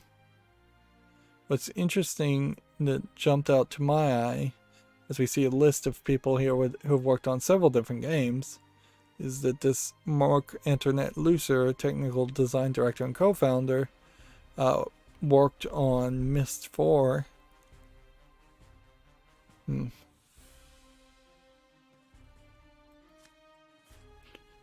That catches my eye. I don't know if it catches anyone else's eyes. I will keep this one, and this one.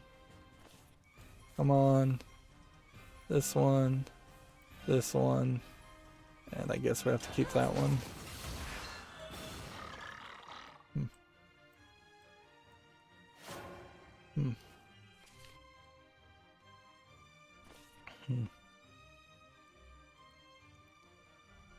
Let's see. A game called Tome, T-O-E-M, a photo adventure, adds a Switch version. First I've heard of this game, even though it has a Steam page. We are in a dangerous position where we could get too many games built around the idea of photographing things, although I would say this is more of a almost hidden object game, 3D hidden object game, than anything else. I don't think you are specifically just taking pictures for the sake of taking pictures. I think you're taking pictures to find specific goals. It's coming out in fall of 2021. And I guess I'll just leave it until then. Let's see. And then the minimal strategy game Islanders console edition is now available for Switch, and it launches August 26th for the PS5, Xbox Series, PS4, and Xbox One. which Islanders, I think, is a game on islands. That's all I recall. Yeah, it looks like it's a city builder resource management game on tiny little islands, which seems weird. Maybe in doing that, that creates a that creates maybe a system where you play more concise and you don't get into long grinding runs of the game. But I don't think that's what the audience really wants for that type of game either. I think they probably do want to be able to play forever and grind and have near unlimited square footage to work with. Here we have a game called Black Book, which they're saying is a card game, which is already on my follow list, so I had already seen it. See, it's 21, 24, English, Russian, full audio on both of those, and then Chinese. It's rated very positively all time, so I guess that puts me in a unique opportunity where I can go ahead and just put this on the wish list. I'm also noticing this Tiny Teams event, so I want to check out what this is. Micro Studios, Massive Ideas, Yogscast Games. Is this the new Yogscast event? I don't even know if Yogscast is still doing anything.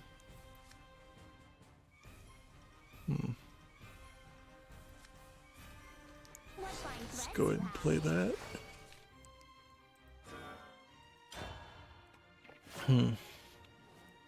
The Yogscast Games is immediately advertising Landlord Supper and Cave Blazers and Drink More Glorp and Brunch Club, which I don't recognize any of these games, although they seem to be rated fairly positively. Then they're advertising just a bunch of other games from smaller independent developers. $5 for Dicey Dungeons, probably not a terrible discount. Same with Hollow Knight for $7.49. Among Us for $3.99 on Steam. But that's a multiplayer game, so I can't play it. Stardew Valley I already own. Phasmophobia seems to still being pushed as an online co-op game. And then they've got a whole second list of games. Alex Cord, Desktop Adventure coming soon. Several of these are coming soon. Tartarus Key. That might be an interesting horror Alone in the Dark clone. Alright, let's do this. Do this. And then do this. Then do this. Hit that. Do this. Hit that. Hit that.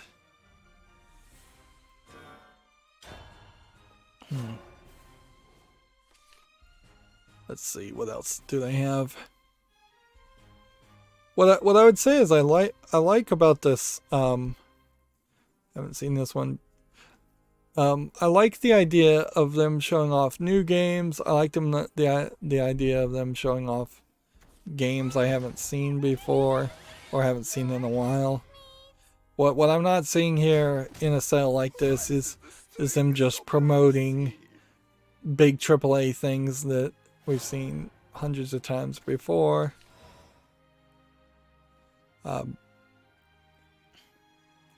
So a sale like this can be very useful for people trying to play a lot of different types of games. A sale like this is probably not that useful for people who just want to play the top tier best games ever. But I would say those people should broaden their horizons. There's a VR game called Desolatium prologue. Then we've got some chill games. Kaiju fishing. Might be an interesting concept.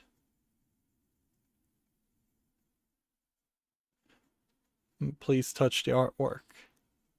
Soup Pot, I believe, was delayed. A lot of these games feel like they shouldn't be delayed. Starstruck, Hands of Time. That might be something, but probably not. Yeah. I think you might have a case here where nearly half of these games are delayed, so this sale feels a little weak because of that. Like, you shouldn't have half of your entire list of games on sale not actually be on sale. I could see one small group of games coming out, particularly if they have demos, but if they don't even have demos, it's a problem too. And I think that is probably the reason why demos are such a good idea, even though they do kind of flood the the Steam store a little bit. With they're still helpful for people who want to try out a game as it's announced, as they're thinking about it, instead of potentially having to put something on a fall list or a wish list that they'll forget about. I guess you're looking for a fight. Like, I definitely am not the only person out there that has really, really big wish lists on Steam. Moving on, we have Lawn Mowing Simulator. This is one of those weird games where you're doing someone's job. Although a lot of people do mow their own lawn, they usually don't do it with a riding lawn mower or lawn tractor or whatever. And even if you do mow your own lawn, it really is just one of those grindy, arduous tasks. I've never really found anybody that says they like mowing their yard without them also saying that they hate being in their house because they have a horrible family situation. $25.49. I would argue that Lawn Mowing Simulator is worse than the Power Washing Simulator because at least there's something that most people find more satisfactory through power washing than lawn mowing. Lawn mowing is fairly annoying because the grass grows back fairly quickly and you just have to do it again.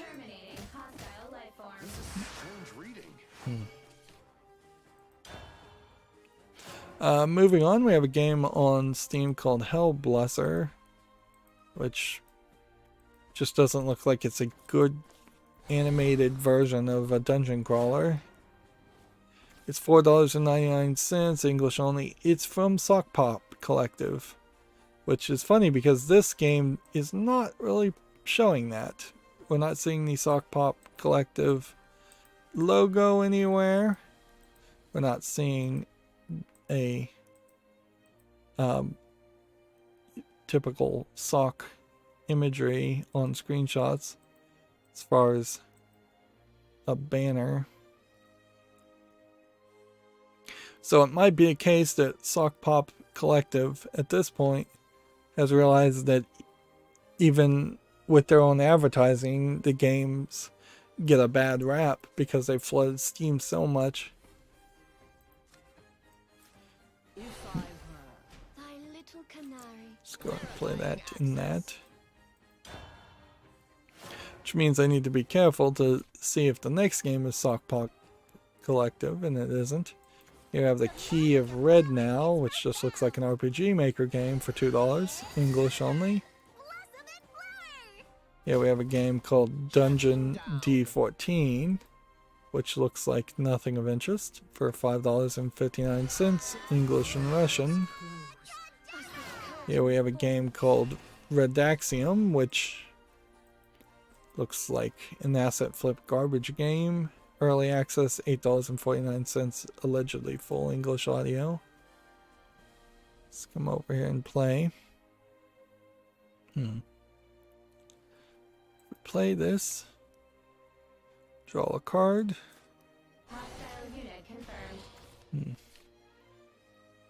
I guess that's all we're trying to do at the moment is just draw cards.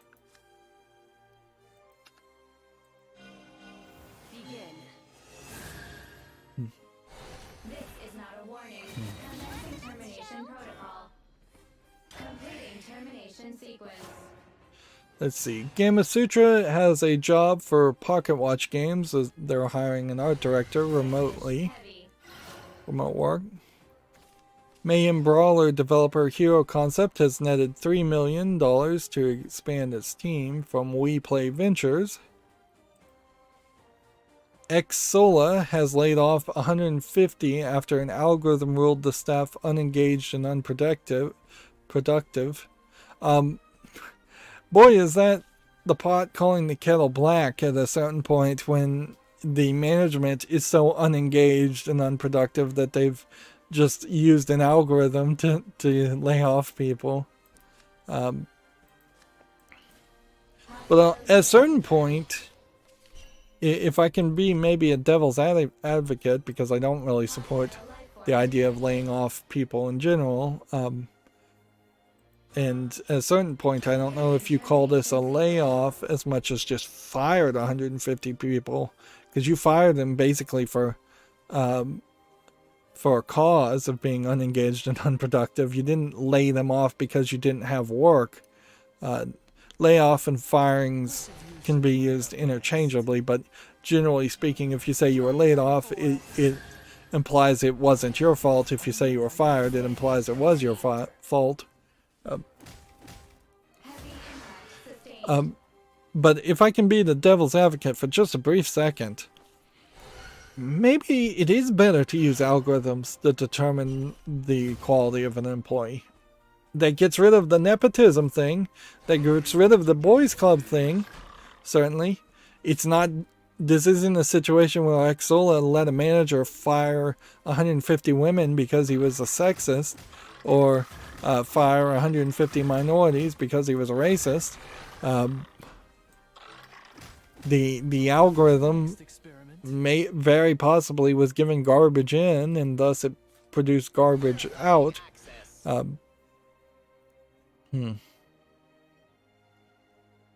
But and there's certainly probably easy ways to game something like that. But I think I would be fairly happy if I had to be laid off or fired. I'd be fairly happy to say, oh, an algorithm just randomly determined to lay off these people versus, well, maybe I wouldn't be happy about that, come to think of it. Maybe I'd be more upset saying the algorithm laid me off. It would be easier to say I had a corrupt boss that laid me off because he hated me. Yeah.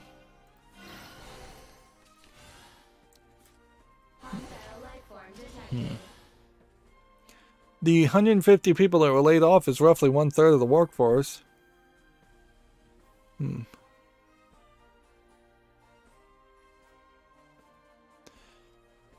I'd like to see, particularly, how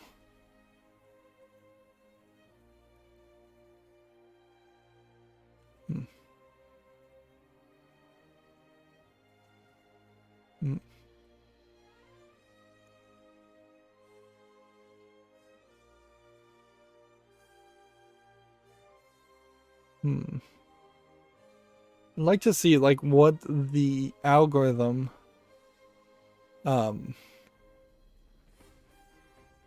was given as a metric to determine which 150 people were laid off. Like, was this all because of remote viewing? Were they monitoring the amount of hours they were logged in, or the amount of work they were turning in? That is the problem with almost any job. It's hard to find the right metric to use. And It seems to be particularly cold. There's a quote here that was sent a letter to all employees who received this letter. We said that the company doesn't value you, so we will find you a better job with a better salary.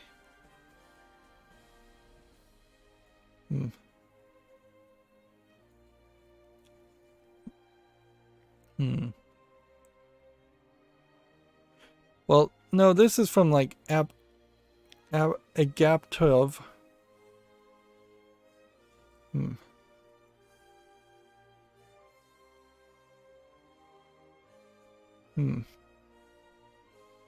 Yeah, I don't even know what this means. We said that the company doesn't value you, so we will find you a better job with a better salary. Appgative adds in the interview linked above. Likewise, you aren't interested in Exola's future either, so here's a generous severance package. Good luck. This is translated from Russian, so I think there's some lost in translation there, but it definitely does feel like maybe they decided to lay off people for other reasons, and they're just being particularly jerkish about it. Like, it sounds very cold and rude and unprofessional.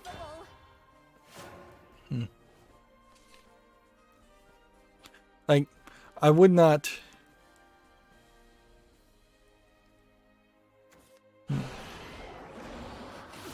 I would not run a business this way for sure.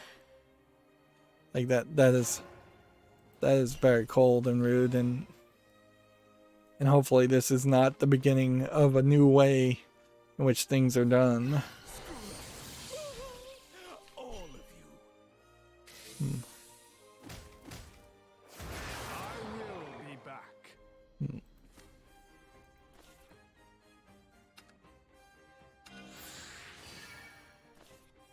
Okay. Probably should just done the other one right now too, but whatever. Can't do it now, so we'll end the turn. Moving on, Game Center has an article. Oculus is doubling the storage of its base Quest 2 headsets. I imagine that 64 gigabytes is not quite enough for VR. I could easily see some files not taking over 64 gigabytes and it limiting the length and breadth of VR programs. And generally, I think you'd want at least 2 or 3 VR software in your Oculus Quest, since it is a standalone VR headset, I believe the Quest is.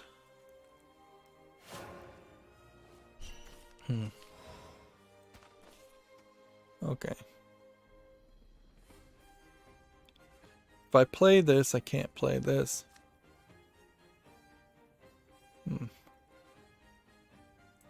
So, I think you have to do this. All of you. And then, yeah, toss this one.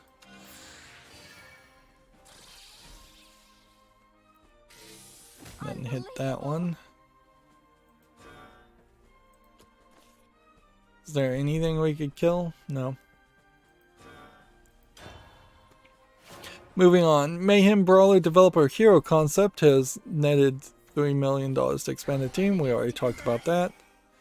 There's a blog here. UX design alleviating burdens on playing gaming through better interface layout from Gamma Sutra, which arguably showing the awful interfaces of Chinese games is probably a great example of something that could use some improvements. I feel like there was a blog very similar to this earlier. But I'm not sure anybody does it particularly great as far as interfaces. That's one of the things I complain about Destiny Child about, is that its interface has just grown and grown and grown, and with its growth of more content being added, the there is no good way to get through everything in an easy, quick fashion. Let's see. Here we have a game on Steam called Furry Feet, which I assume is just furry animals for anthropomorphic animals for people with foot fetishes. It's a jigsaw puzzle game, sorta. It's not even really that. It seems to be more like a drag the pieces in place as it's falling downward, which is a weird, different kind of game. It's $1.99. And then it has a 18 plus bare feet patch, which I don't know if that means you're actually getting nudity. Says it's sexual content. So yeah, seems like there probably is some real nudity in here, and that the foot fetish element is the twist, on top of it being furries. There is some confusion certainly there when you go with a bare feet patch and calling it 18 plus, but I guess 18 plus means 18 plus, so there's probably actual nudity too.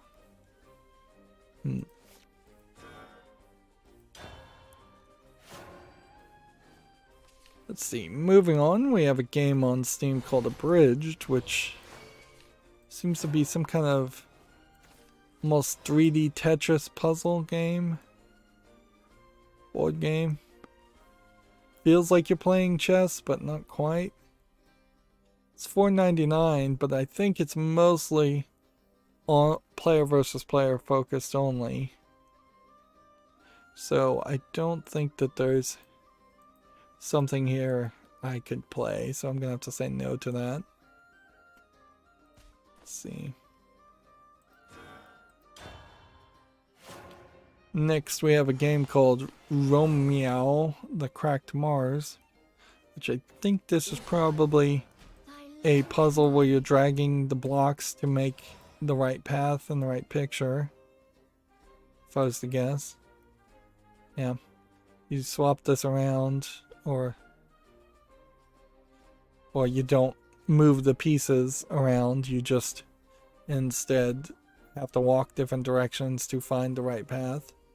We've seen this in other games.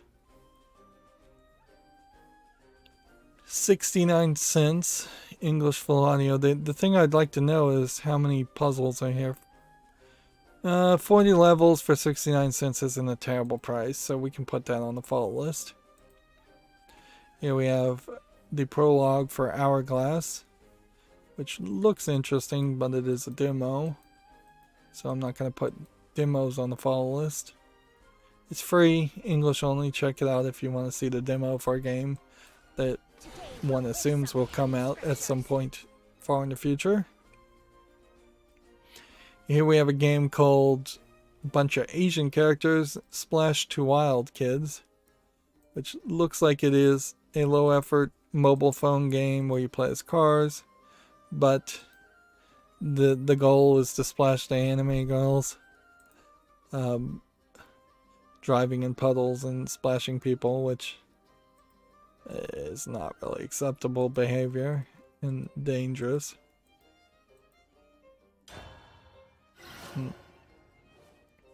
What I'm noticing in here is that it doesn't seem like you really get any cutscenes like this, and this is kind of just a made-up screenshot. Or there's very few of this. And even here you have a very flat, splashed anime girl, where here you have a more CGI 3D anime girl, which makes me think all of them have been pre-bought assets or stolen 3D assets. Early access, Chinese only. Yeah. It looks like I'm up. Shutting down.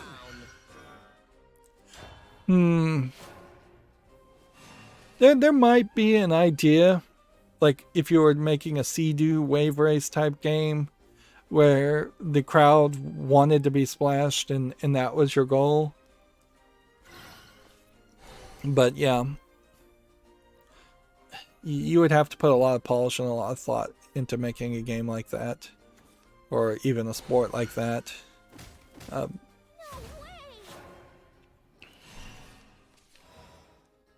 See, here we have a game called VR Cat Girl, which looks like it's just a giant cat girl running around, maybe crashing into things and destroying a few things, but imagine they're not really doing too much. Seem to be shooting at her from a helicopter, or from a plane. A helicopter. $2.39 requires VR. It's too cheap for VR, and this is too low effort, asset flippy for a game that would deserve to be in the fall list. I will rise.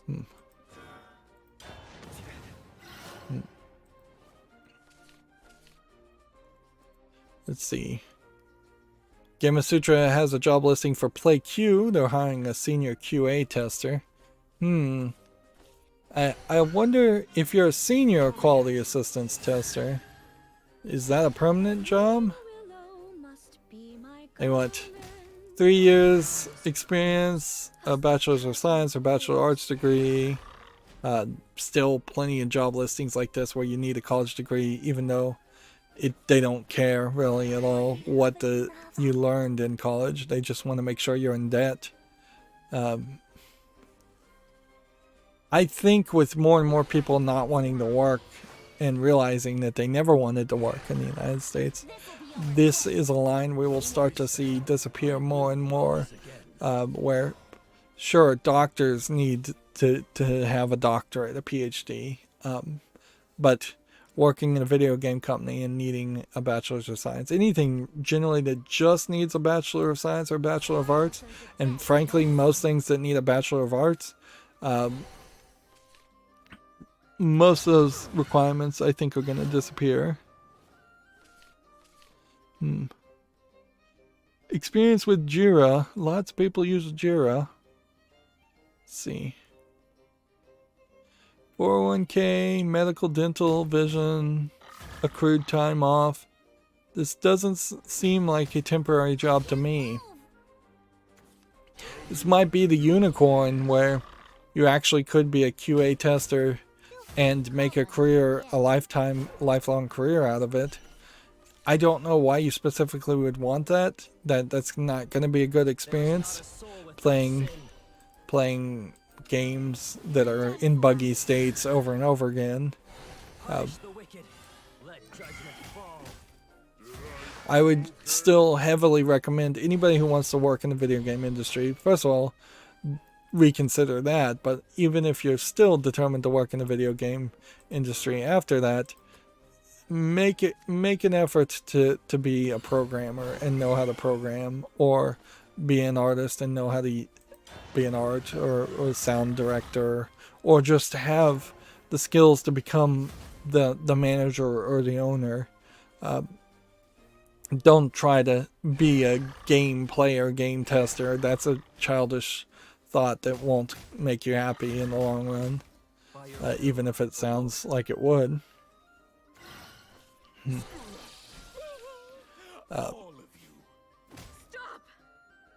Because those quality testers are the low men on the totem pole, and they don't get treated well, and they usually are temporary jobs anyways. And I would also suggest heavily to not take temporary jobs. I've never worked a temporary job that has gone well at the end of the day. Even if it went fine, at the end of the day, they still fire you once the job is done, and then you're back to searching for a new job, and nobody enjoys looking for a new job. Moving on. Unity is going to acquire the remote desktop tool maker Parsec for $320 million. Now, most people probably haven't heard of Parsec or used it, but in the industry, as far as video game critics, and I think probably video game developers, Parsec has been used quite a lot to stream video games. So if this is now a Unity-owned property, Unreal Engine is either going to be paying money to people using the Unreal Engine are still going to be paying money to Unity, or they're going to have to find something different. And particularly when you're playing games, you need something like Parsec that has a lower latency than playing something like on just remote desktop viewer or Skype or something like that. There's just too high of a delay otherwise.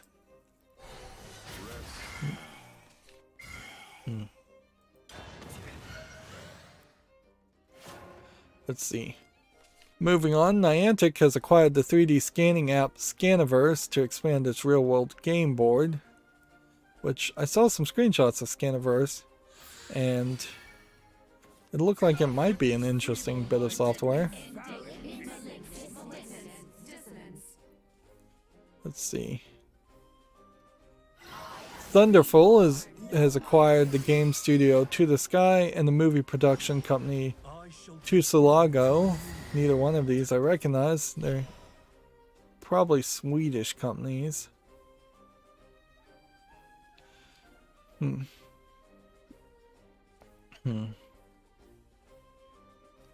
So that probably won't mean much at the moment. Okay, can I do anything here? Right, that does enough damage. Would this do enough damage? 4 plus another 4. No. If I played this and then healed. There is not a soul without sin. Can't evolve that. I can kill that. I'm already a proper lady, you know. But see, killing that only made sense if I could have attacked again, which I can't. So I played poorly there. Cycles on. I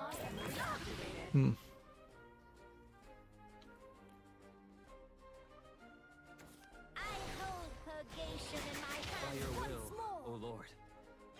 Let's see. I don't see any way I don't lose here. Dreams will become Game of Sutra has an article. Game Maker Studio 2 pivots to subscription model and expands its free version, which I still don't really feel like people should use Game Maker or RPG Maker or some of these other softwares like that. They just don't get you to the right level of experience. Like you're wasting your time learning how to use a software that nobody in the industry really uses. You should just go with Unity or Unreal. There's really not any other reason to use anything else. Maybe Crisis Engine if you were making very specific Crisis-like games. Or if you were employed at a company that used a very specific engine internally, you'd have to learn that, obviously. Fire. Let's see. Game of Sutra, I think, explains the story better. Typhoon developers launch a new studio and secure the Savage Planet rights from Google. So, this Raccoon Logic, with backing from Tencent,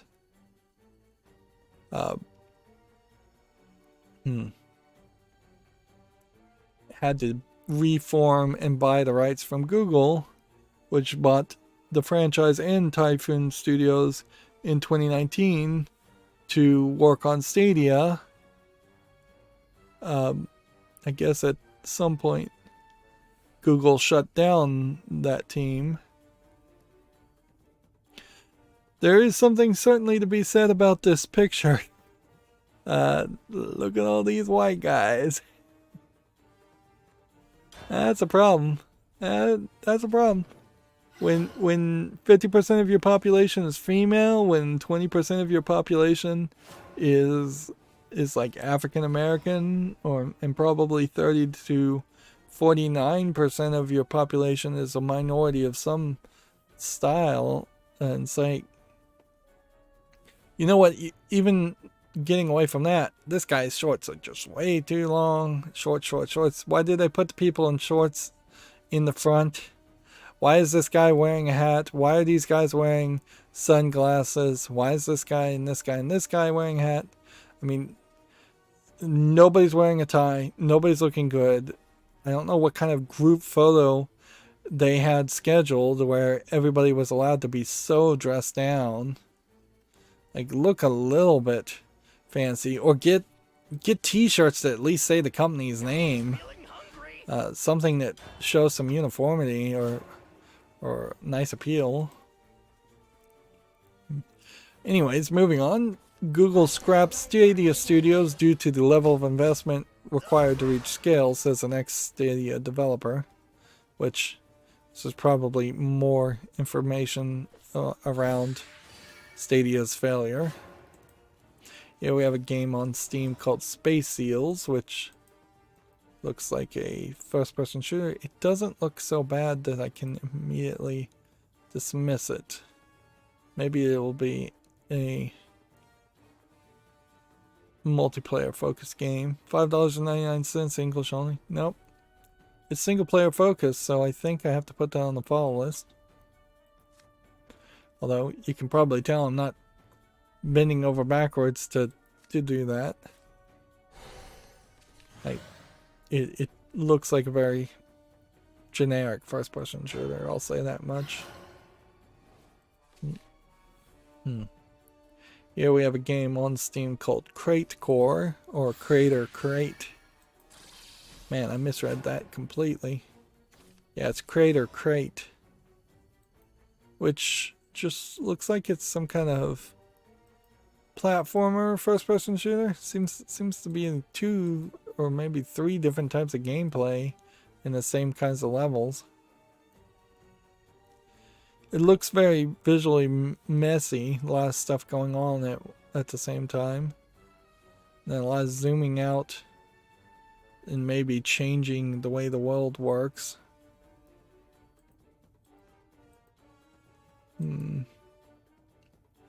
Yeah, this feels like a very fast-paced game. $9.96, English only. I don't think there's something here that interests me, though. Let's do that. This town eats good folk for breakfast. Let's see. It seems to be a surprise release, but Gametsu has the article here. Axiom Verge 2 for the PS4, Switch, and PC are now available. Yep. 2D action adventure game sequel surprise released. So much so that this was a surprise release that I know Giant Bomb was streaming it live, and Giant Bomb does not stream anything live on YouTube, which definitely means they won't give an early access, which probably means that they won't be reviewed well, just because of the frustration there. I don't really see a reason why Axiom Verge would want to do a surprise release. Like, there's a difference between saying, hey, this is coming out in a week, or this is coming out in a tomorrow, and then saying, oh, nope, it's just out right now. I didn't really like Axiom Verge 1. I just didn't like the graphics. Didn't think the game really did that much as a Metroid clone. Didn't really like the story. I found a lot of the gameplay fairly grindy. I wanted to like the art, but I didn't like it. Axiom Verge 2 looks like it's pretty much more of the same. And so if you did like Axiom Verge 1, probably not going to be dissatisfied, but yeah, I just found it mediocre. This town eats good folk for breakfast. Surprising also, as far as a release, Boyfriend Dungeon is now available, which the game did not look like this in screenshots before. It looked like this. So this game was over emphasized and talked about for the past 2 or 3 years, where mainstream video game journalists were talking about it. And I don't know if there really was a reason other than it just had a bunch of like good looking guys. And that's pretty much it. But yeah, if this had been prompted and talked about just over the last 6 months, I think I'd be much more interested in it. But the actual gameplay here, outside of the visual novel stuff, does seem to be incredibly simplistic. It's $17.99, whole bunch of languages. I'm going to put it on the follow list and see the reviews. I wouldn't be surprised if this game has been just so overhyped that people review it negatively because of that.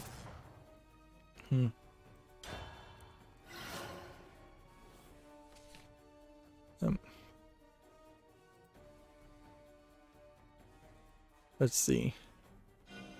Coming at you. Video Games Chronicle has an article here. The Telegraph has been criticized for claiming gaming could be the next global pandemic. A UK trade body says the newspaper is extensively misrepresenting the health risks of gaming. Which, that whole spiritual opium for teenagers concept. So maybe it was the Telegraph that put out that article that caused Tencent's stocks to fall quite a bit. In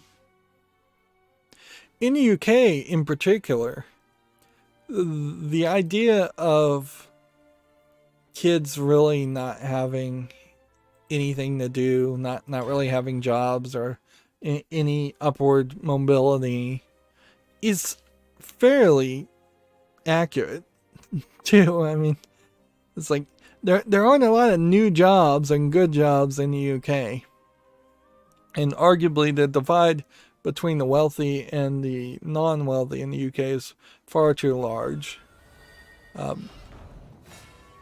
So yeah, I could see a lot of UK kids playing video games, which is actually probably better because previously, before then, UK kids were basically roaming around, getting drunk and acting like gangs more.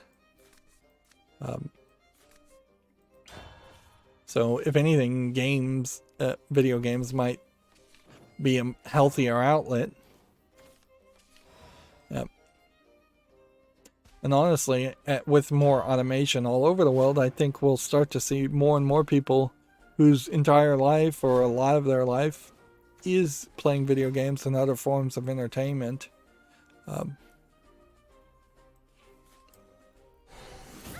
Because they've got nothing better to do. Let's see. According to Gemetsu, Metal Slug Tactics adds a Switch version and launches in 2022, which, okay, I guess we could probably deal with that when it comes out, so that's not really helpful news right now. Garden Story is now available, according to Gemetsu, which I think this is a game we already kind of had our eyes on. Yep. Kind of a RPG exploration Zelda game. Don't think there's any kind of Stardew Valley-esque plant growing, but there obviously is some fishing. $19.99. Yeah, this deserves to be on the follow list. I go with the wind. Here we have a game on Steam called My Wife, but it's Asian characters on the thumbnails. Looks like a low effort shoot 'em up. $3.59, Chinese only. Here we have a game called Cyberpunk Essentials, which some of this looks interesting, but I think this is just too much of a Chinese game. They're tagging it as a software education game. Maybe it's talking about cryptography, Chinese only, so I can't put it on the fall list, unfortunately. Here we have VR Dance Star, which looks very low effort here, and then you have what looks like a very generic anime thumbnail that doesn't seem to line up even in the color palette, let alone the characters that are being depicted. $4.79, bunch of languages allegedly. Let's see.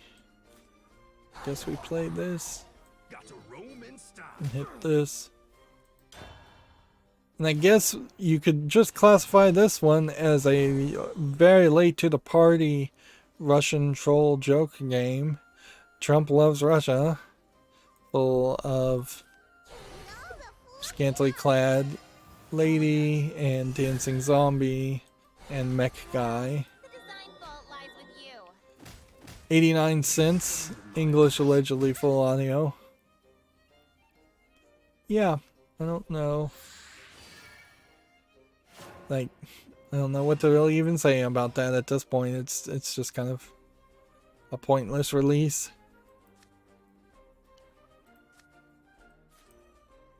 Let's do this. Then do this, I guess. Transformation is sin. And then Scatter like the blossom. How so short hit sight. that. Oh, waffle cakes. And then hit that. Such a good guinea How pig. short Then sight. hit that. Such a good guinea pig.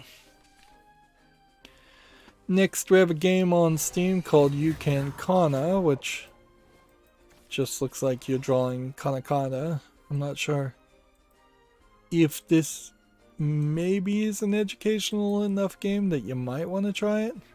It actually feels like you're trying to do the brush strokes, and that's something that I don't see very often in hiragana katakana education. I'm still not sure that typing or drawing things with a mouse is really necessary, because even if you had a pen input and a touch screen, that still probably wouldn't be very helpful. But yeah, I'd like to see the reviews certainly on this. $8.99, English only. This probably should be English and Japanese minimum for a game like this, because I could see a lot of Japanese students in school learning katakana and hiragana also, that would benefit from a good quality version of a game like that. Let's see, next we have a game called Sigma Impact, which is some kind of arcade shooter game. Top-down twin-stick shooter, it looks like. Yeah, I'm not seeing anything visually interesting there. $2.54, English only. Here we have a game on Steam called Seed of Life, which is tagged as a puzzle platformer, and it looks very visually polished. Like every time you see this character on screen, it looks like a real character, and it looks like a real game, even if there's a lot of that is cutscene, which I wouldn't be surprised if a lot of it is. A game like this reminds us that you can put a female character in a 3D action adventure platforming game and not have them scantily clad, which sometimes I think we need that reminder for as many times as we see the same asset flipped anime girls in bikinis running around. Not that I have anything against anime girls in bikinis, they just don't need to be in every game. I have something against the lack of variety. Anyways, this is English full audio, $19.99. I think it deserves a follow. Yeah, it definitely does deserve a follow at least. Okay, hit that. Thanks for the Hit song. that. that.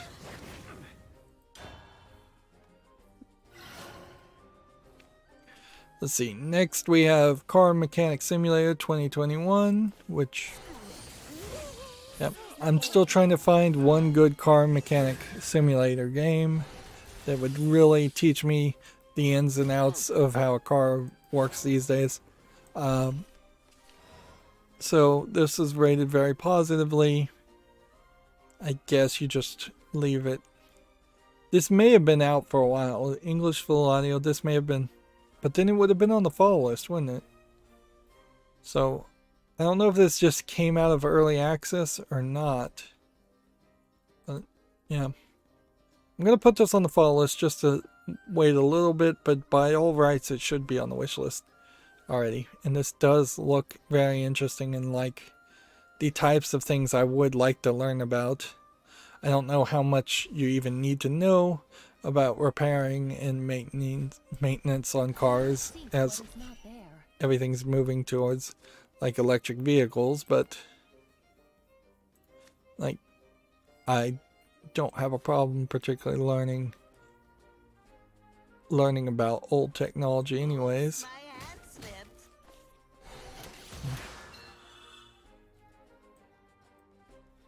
All right.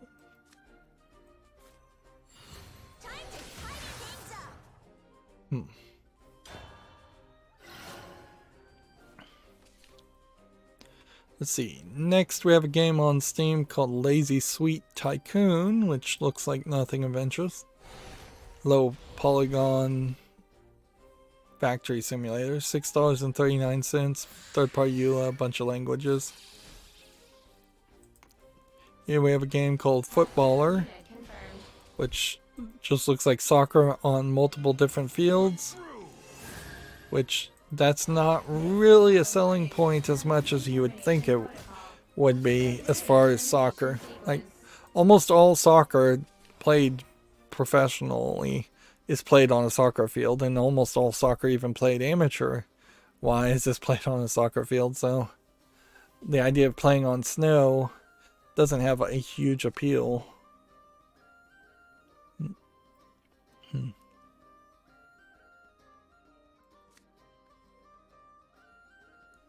Right.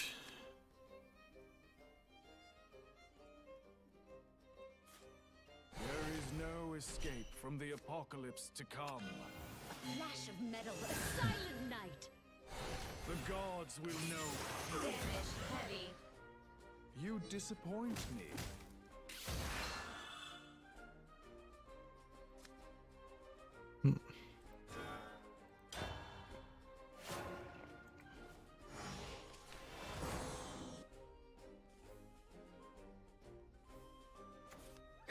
Let's see. Video Games Chronicle has the same article. Axiom Verge surprise launches for consoles and PC today. See, and I feel like this was announced for the Nintendo Switch and then surprise launched at the same time, which seems like a weird way to do things. Tetris Effect is coming to Nintendo Switch, which I don't know if that's going to... Oh, it does have cross-platform multiplayer. That would be my only concern there. Tetris Effect, I believe, is already on Steam. So... Is there anything I can do here? Save the day. I don't think there is. Is waste. Learn what is needed. Like, if you hit this, I will be back. Thus, and then you hit this, you die. If you don't hit this, you die. I love you.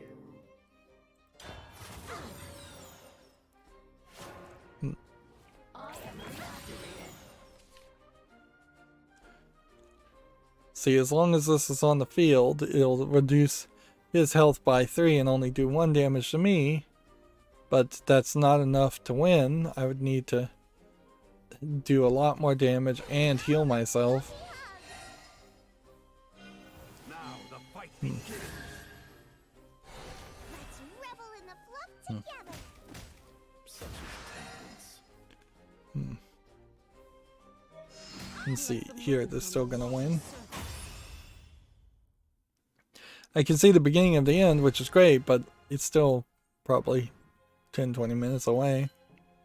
I don't know if we're really even going for anything here. Yeah, just random ranked victories. If we could get 2, that'd be great. If we can't, that's fine too.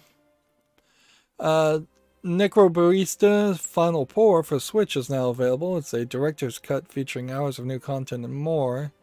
I think Necrobarista really came and went without any real fanfare.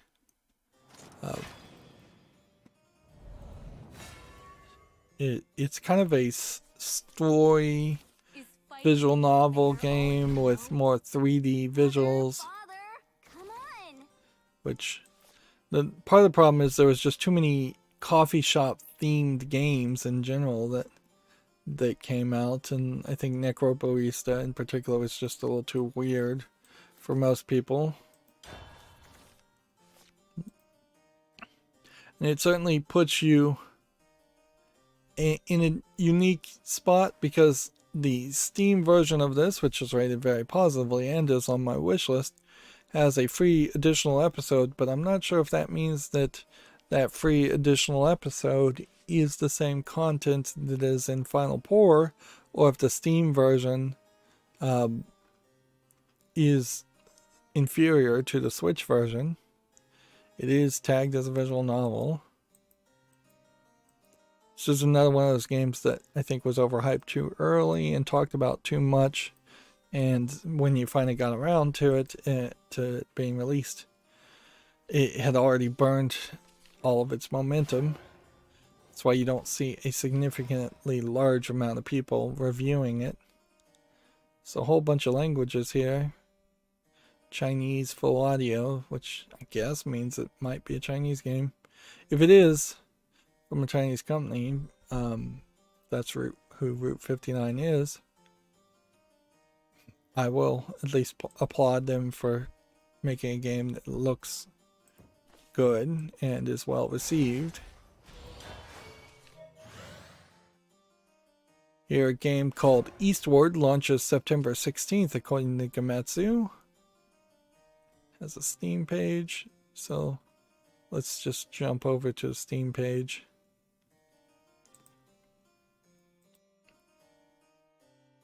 See, pixel graphics, single player game, top down RPG game, Zelda-esque kind of experience. I don't want to really just describe it as a top down twin stick shooter, but it seems like that is some of it. I'll put that on the fall list. It's going to sell for $22.49 right now. A whole bunch, several languages.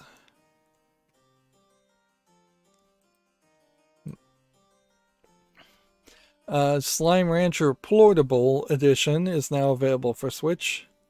Which portable, just, it's a joke on portable. Let's see if there's any real difference. I don't think there is. I do think I own Slime Rancher and all the DLC on Steam, so I think I'm suited there. Oh yeah, and I reset my router, so the network was way better today. We haven't had a single drop frame.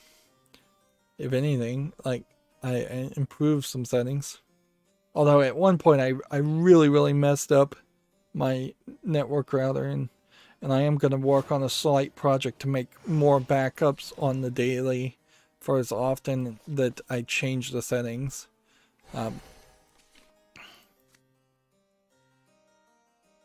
Because, yeah, just that being able to roll back a day versus a month or a week would be hugely beneficial.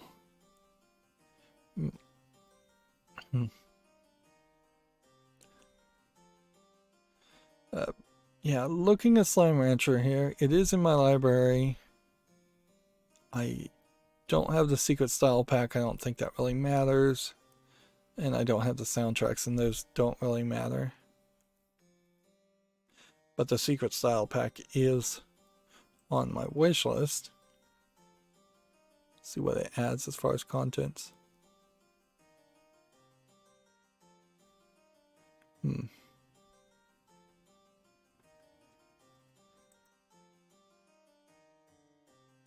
While secret styles change how the slime looks, they are purely cosmetic and won't change the slime's diet or the type of plots they produce. Each style can be toggled on and off in the ranch house. So yeah, they're just cosmetics. And frankly, for $7.99, it's pretty expensive cosmetics.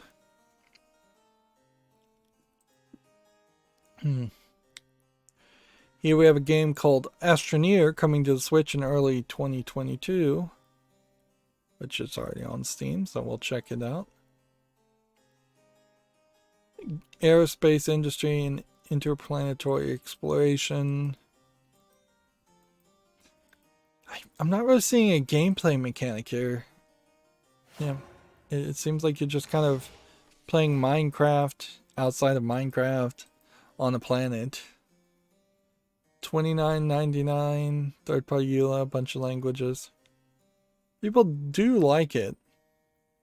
Is it multiplayer? I think it is fairly multiplayer focused, but in fairness, so is Minecraft. Yeah, I don't see anything here. That would explain why it's not on my wish list, for sure.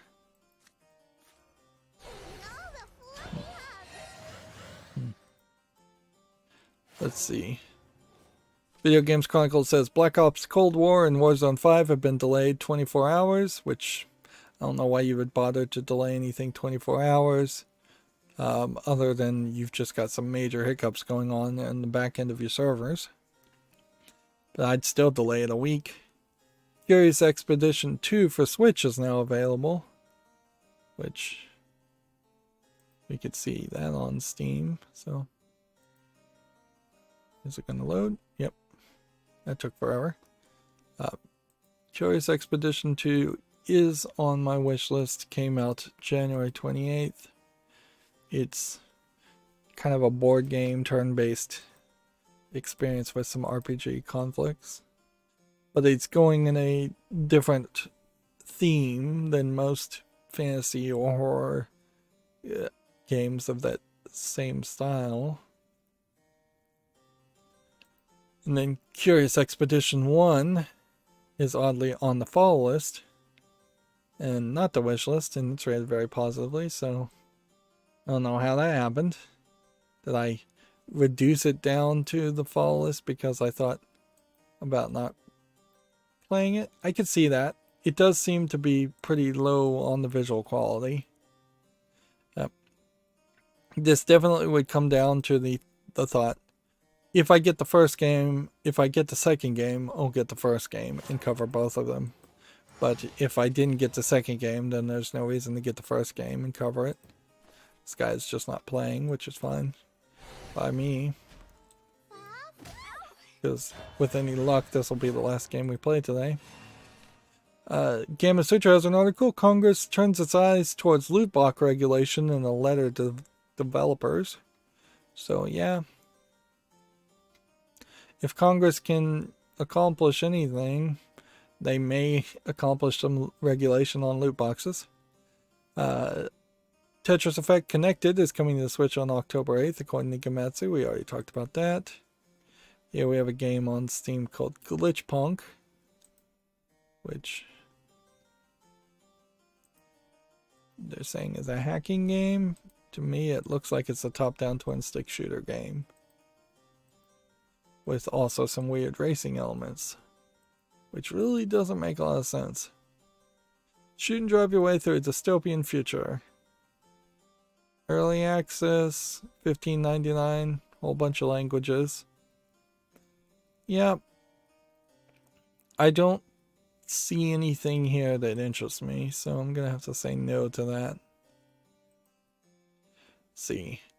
Shovel Knight Pocket Dungeon launches this winter for Switch, which I'm not sure if this is a spin-off of Shovel Knight. I think it is. I tried to play Shovel Knight and I just found the game too frustrating, and I definitely know that there was a very wild fan base that wanted me to do a lot more or try a lot harder on Shovel Knight, and I just was not feeling it. Like, so yeah, I don't know what to really say there. Sometimes I just am not in the mood to play a certain type of game, and when I play it, it just has that bad first impression.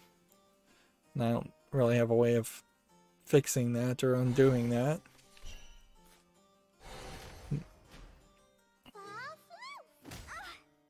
Probably should just evolve and start attacking. Let's see. The puzzle adventure game Lumberjack has been announced for Switch and PC. Which, it's a bear in suspenders, no shirt. Does have a Steam page, so we might as well just look at it there. It's a comedy nature puzzle game according to the tags. Yeah, I'm having a hard time figuring out what your gameplay mechanic is here. Grab your axe and save the environment by chopping and recycling every man-made thing in your path, solving puzzles. So you're breaking the human world and smashing up things to bring back nature. And apparently at some point you start golfing with moms. This reminds me of a game called Blast Core, somewhat, that came out for the Nintendo 64, I guess. It's Blast Core, I think is the name of it, where you have to run around and destroy as much as possible. And this is one of those examples where a simplistic art style probably benefits you a lot, where you, since you're destroying things. It's going to have several languages. I'm going to put this on the follow list prematurely, because that does sound like an interesting, funny concept. Gamma Sutra has an article. Revenue and loss from operations beat expectations as Unity closes out its Q2, which Unity did also, and it's important to remind people of this, have that whole announcement around the concept of no longer having a free version of their free tier of their version of their game, and moving over to, I believe it was a subscription service instead.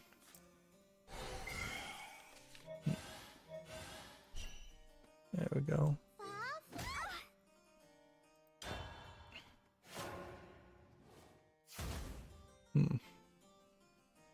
And of course, Unity beating expectations now just raises expectations for the next quarter, because every quarter has to have even better performance.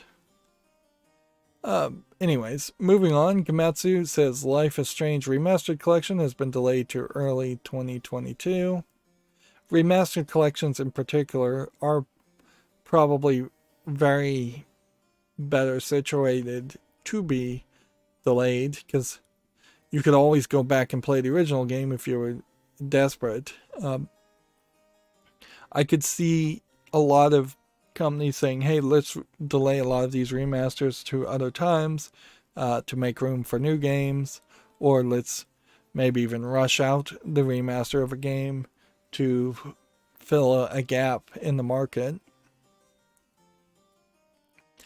Here we have a game on Steam called Kitty Adventure, which looks like it's a platforming game. Doesn't visually look terrible, but I just don't think there's much here.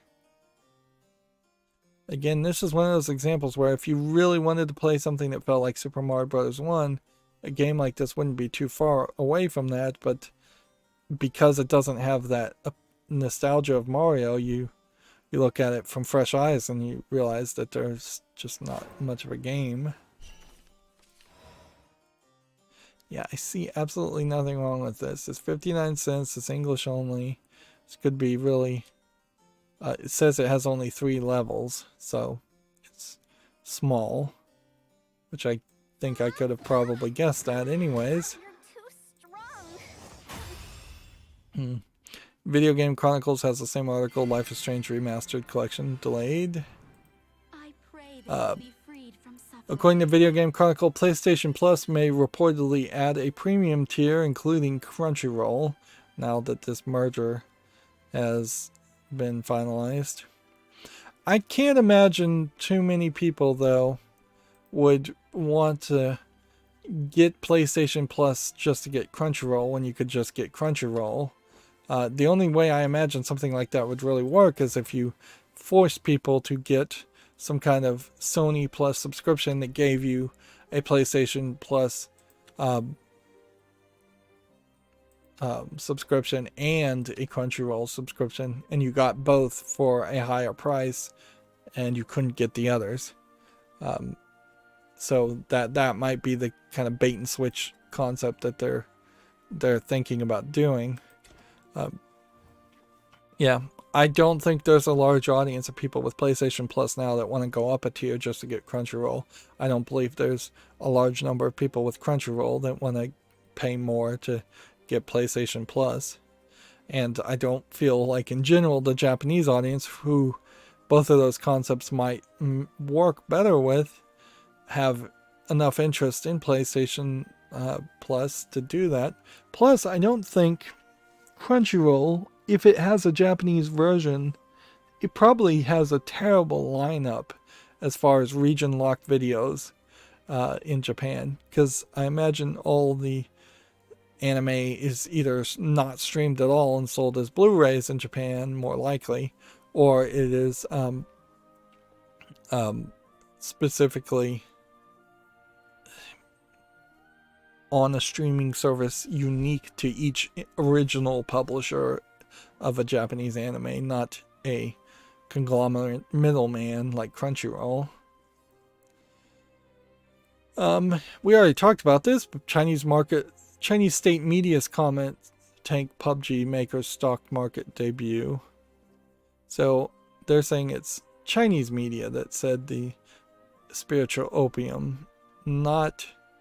Yeah, South China Morning Post originally said the phrase spiritual opium, and then it was the Telegraph who later repeated it that got yelled at, which, I mean, frankly, I guess people are too afraid to yell at the South China Morning Post, which is state media, apparently. Next, we have a game on Steam called 12 Locks and Keys, which seems to be very kid-friendly, but I think is not animated well enough, and I think it's probably a very simplistic game where you're just doing a hidden object game to find a key somewhere in the world. Yeah, that would be my guess. They're calling it a side scroller, but I don't think that's an accurate description. I think you just scroll from side to side to look for the hidden object. $5.99, English allegedly full audio. That's going to be a pass for me. Let's see.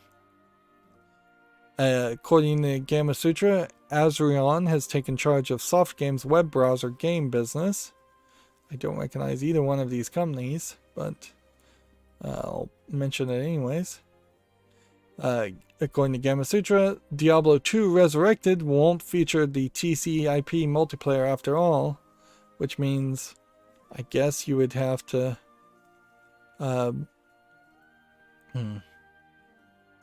go through the third-party networking to play Diablo Online. You'll have to go through Activision Blizzard.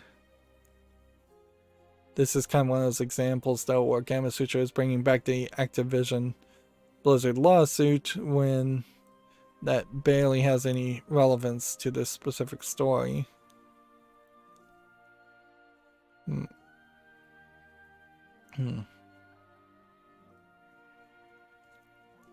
So, yeah, I don't think by the time Diablo 2 Resurrected comes out, too many people are going to be willing to buy it or play it because it supports Activision Blizzard. And they definitely aren't going to be happy that now they can't potentially play online at all, or they have to play online through a battle.net type login and support third-party servers. Here we have a game on Steam called Hidden Shapes Black Skull, which, yeah, doesn't look like anything I'd really want to play. $1.29, allegedly full audio in every language it supports, and allegedly supporting every language that Steam supports, almost, or from what I can tell. Let's see. Gamma Sutra has an article here. Activision Blizzard shareholder calls the cultural reform plans deficient and inadequate, which, yeah, I wouldn't be surprised if there's at least one shareholder that would say that. Yeah, we have a game on Steam called Cat's Princess, visual novel Otome. Otome meaning young maiden, although typically not that young. Otome is more kind of like young woman, late mid-teenager, as far as the target female demographic, something closer to this. And this. As a visual novel, though, this doesn't really look like much of anything. It's $3.99 English and Russian, which, yeah, that's a weird combination of languages for something describing itself with a Japanese word. Moving on, Video Games Chronicle says Halo Infinite has been rated, potentially cementing a 2021 release. It's been rated in Australia, which often we get the news from Australia. One moment, I'm going to cough.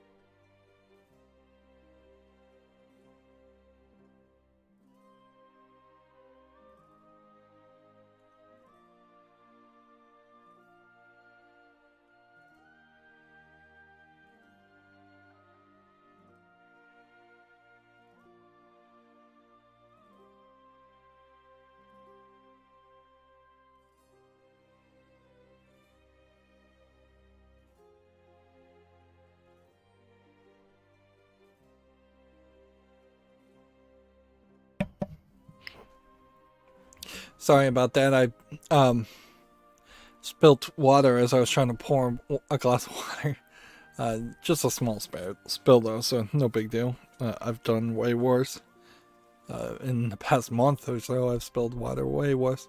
What's crazy is where I have my glass of water is also right where I have an extension cord with a bunch of plugs plugged in, so I am definitely skirting danger. Let's see. Moving on. Here we have a game on Steam called Advent Crossroad, which looks like a dungeon crawler and doesn't look visually polished enough to make me want to play it. Although I do like this monster design, I suspect there's probably only a handful of these. I've never seen really a dungeon crawler with enough monster designs and enough polish on them to get over the fact that the dungeon crawler games themselves look terrible and don't really have much of an entertaining gameplay concept. I basically would need a dungeon crawler to play itself, with minimal input for it to even interest me, and just have more of the Persona style storyline around it to catch my attention. This is $8.99 English only. I think we can pass on that. Here we have a game called Do 11, which seems like nothing. Seems like some kind of Chinese cell phone puzzle game. $1.99. Actually Korean. Oh, we're starting to see enough Korean games that I don't think I can just assume a game is Chinese anymore. So I'm going to have to retrain myself and do better. It was probably wrong of me to make that assumption a lot of times anyways. Capcom sales update. Resident Evil 7 Biohazard is at 9.8 million and Monster Hunter Rise is at 7.3 million and more according to Gamatsu. So I guess check that out if you're interested. Capcom seems to be about the only company that likes to update the high selling sales numbers of their games. They only talk about the ones that have sold over 1 million or something along that line. Here we have a game called Volgord's Tower, which there might be something to this, but I suspect there isn't. But I feel like I need they'll give it a chance and put it on the fall list. $12.99 online PvP, English only. It might be an online board game that you really can't play by yourself. There may be very little single player elements to it. Here we have a game called Jude. It definitely would benefit other companies to talk about their $1 million sellers and just hype that up and promote those numbers. But I guess they find more value in hiding those numbers so there aren't potential comparisons later. Like the Metroid Dread game. I imagine if we had a list of all the sales numbers for the Metroid games in a nice, easy to find Google search, the Metroid Dread could potentially undersell those numbers quite a bit, or take a really long time to oversell those numbers. This game, Jude, is $11.99, English full audio, also French and Spanish, and it looks to me like it's a low effort horror platformer game. It's about all I can figure it's supposed to be. Here we have a game called Button City, which looks like it's some kind of colorful, I don't even know what it is, a low poly narrative adventure. It seems like you go up and down different levels. Seems like you wander around.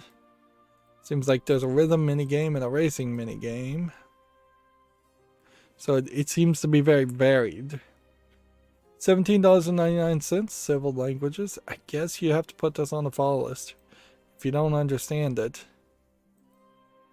Here we have a game called Star Chef, which looks like it's a cook so delicious. No.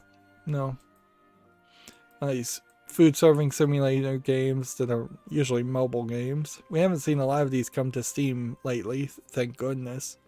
This is free. A bunch of languages, third party EULA, but it has in-app purchases. Yeah, we'd kind of seen the end of those kinds of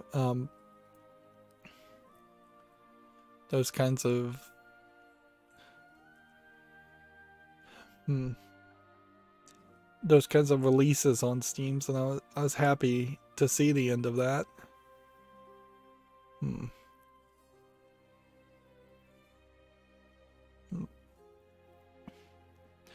See.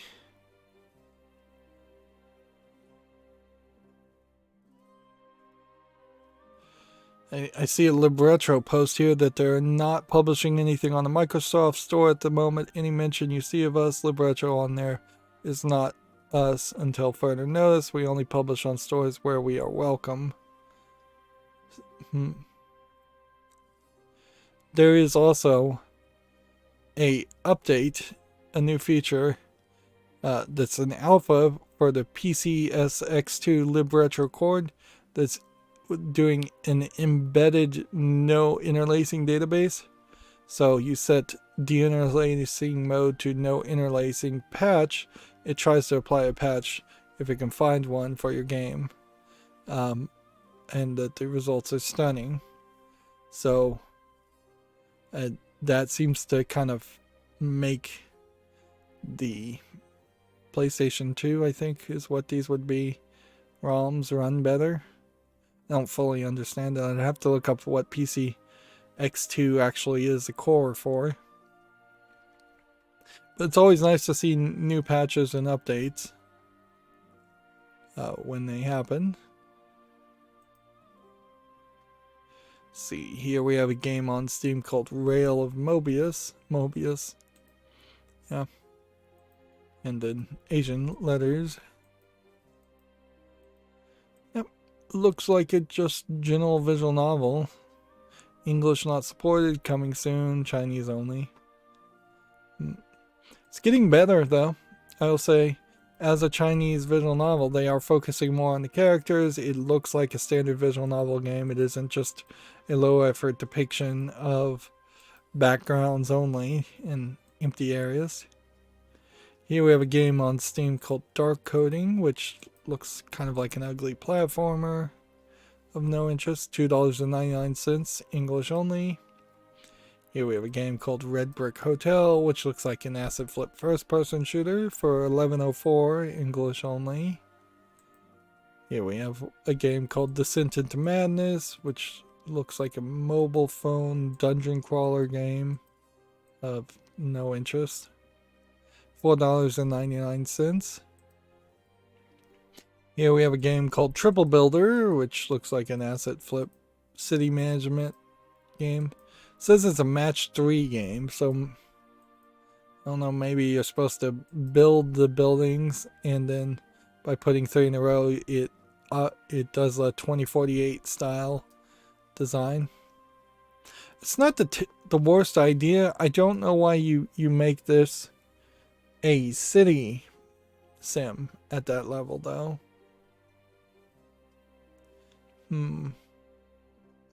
It's free. It's English and Korean. So I'd say check it out. With the same concept improved a little bit and maybe not using just pre-made city assets would have better explained it visually, because when you're looking at every single one of these screenshots and you don't even recognize that the game is a match 3 game, that's a problem. Next we have Cooking Trip New Challenge, which is another one of these mobile phone games, so seems like we're going to start seeing more of these. Again, $5.99, several languages. That'll be no for me. Here we have a game called My Garage, which doesn't look like as polished of a game as Mechanic Simulator 2021, so I don't know why I would put that on the fall list.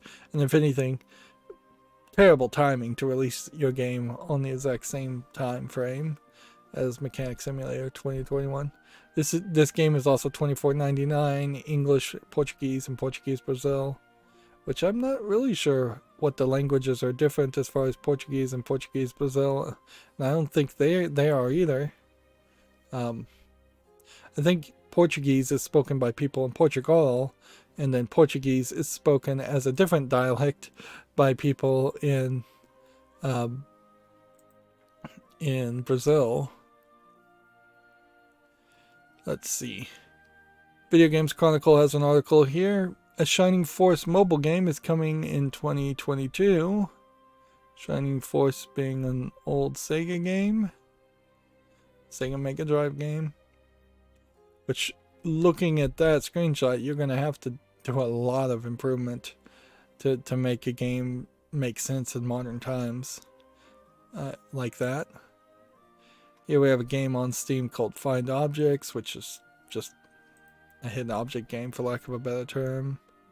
$1.59 English only. This is actually the kind of game that would drive me crazy, because if you are specifically supposed to find one icon amongst this mess of icons, that would really just drive me crazy.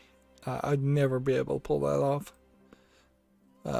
See, Video Game Chronicles has an article. The Zelda 64 decompilation project nears completion, increasing the chance of a PC port in the same way that there is a Mario 64 PC port out there, but it's not official. So here's a comparison of this is a Mario 64 PC port, and this is it modded. And you can see with mods, they put in new textures, they put in better skyboxes, they've remade and improved upon the little floating camera. They've given glasses to it. The 3D building has been polished up. Of course, do you want the old experience or do you want a visually polished experience? Because you can kind of have either. Like here you have a much more rounded polygon, and here you have Mario as you would expect to see him nowadays versus Mario you would expect to see him later. And this is about 36 minutes of of footage that you could skip through if you wanted to, or you could watch all through. This really is a example, though, of where Nintendo already has most of the work done for them, so putting out a PC port of some of their games would make a lot of sense. Here we have a Unreal Engine project that isn't really Ocarina of Time. It's just that they were able to recreate it in Unreal Engine, I suspect. I think if I was to go back and play Ocarina of Time, I would probably have a lot of fun because I don't remember most of that game. I also might find it slightly frustrating because I think it's a fairly complicated, overly complicated Zelda game compared to some of the others. But yeah. Once again, that'll almost certainly be DMCA'd by Nintendo. And then finally we have a game on Steam called Animal Memories and Monkeys, which Animals Memory, which just is match 2 game, $1.79 English only.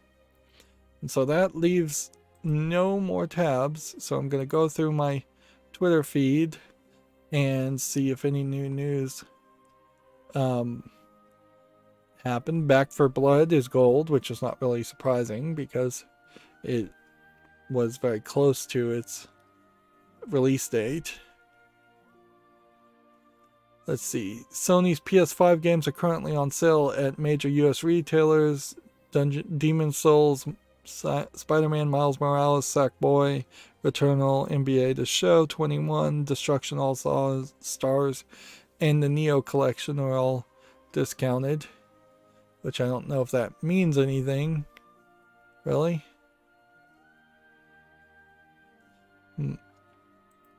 Let's see.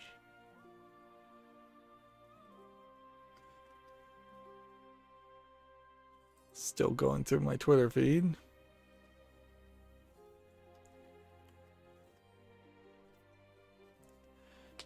My thumb is hurting for some reason, and what's funny is it's not the thumb that's on the mouse, so the thumb that has literally done nothing for 3 hours and 37 minutes all of a sudden decides to ache. I wonder if the arthritis in my hands is telling me it's about to rain.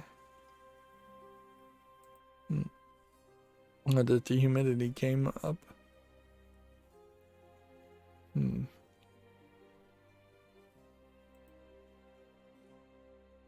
see.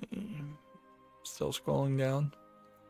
A new free update to MLB The Show 2021 has the iconic cornfield from Field of Dreams, which, okay, that's interesting, but actually that's surprising that that hasn't been done in plenty of other games.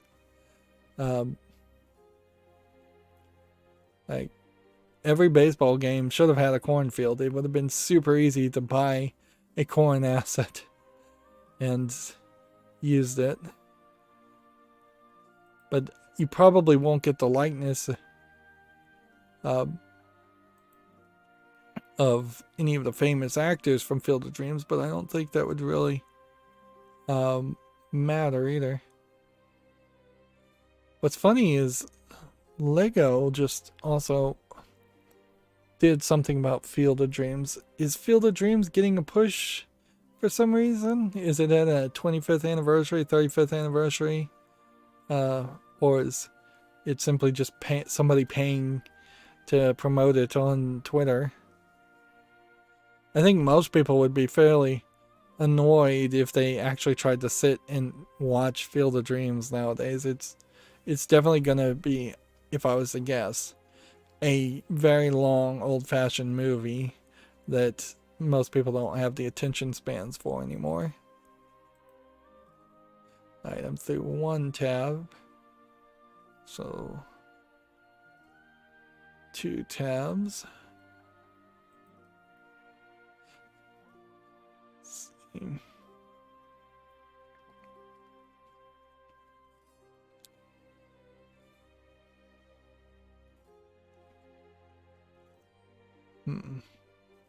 3 tabs.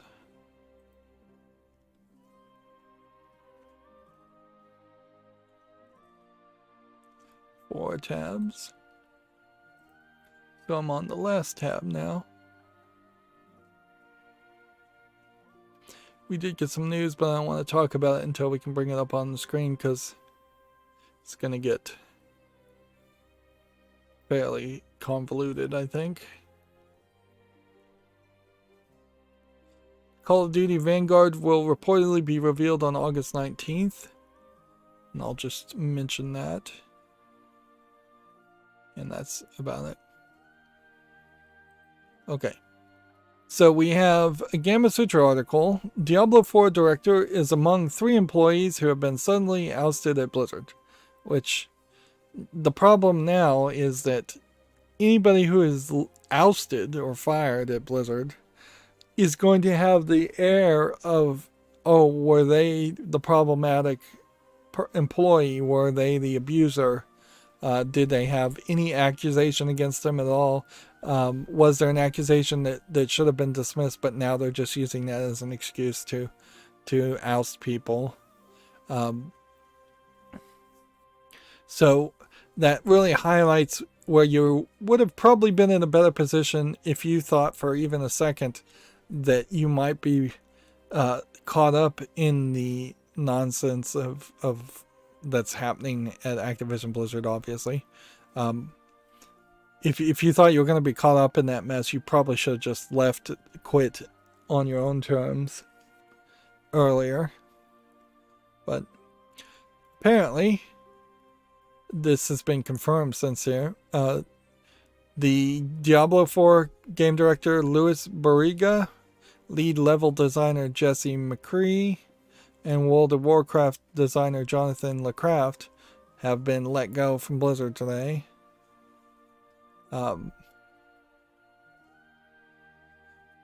And this has been since confirmed. I also still wouldn't really be surprised if they were let go just so that more of the people, the management at Blizzard gets let go, and thus Activision can just take them over and consume what's the remaining carcass of Blizzard. We have a game on Steam called Rotate that is a rotation game of no interest. $1.99 English only. We also have a game called OCO, which is a precision platformer, it says. Kind of looks like a mobile game to me. Doesn't look like something I'd want to play. $3.74. And then for our final article, we have a Gamma Sutra article that I don't know which way I really am going to follow on this one. Industry vets respond to pushback after announcing a mostly white male studio. Let's see. Let's see if this is Raccoon Logic. That, yeah. This was that picture that even I mentioned here.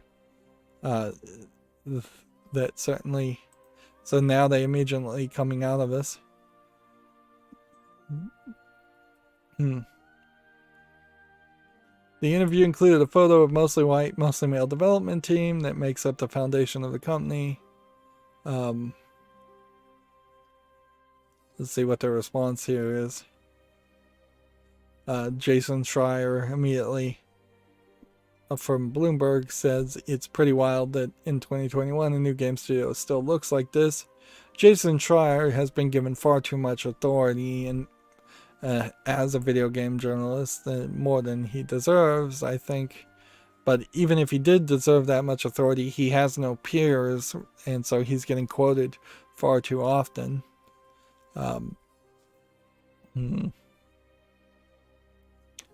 Let's see. Hutchinson claimed that Schreier was trolling the team.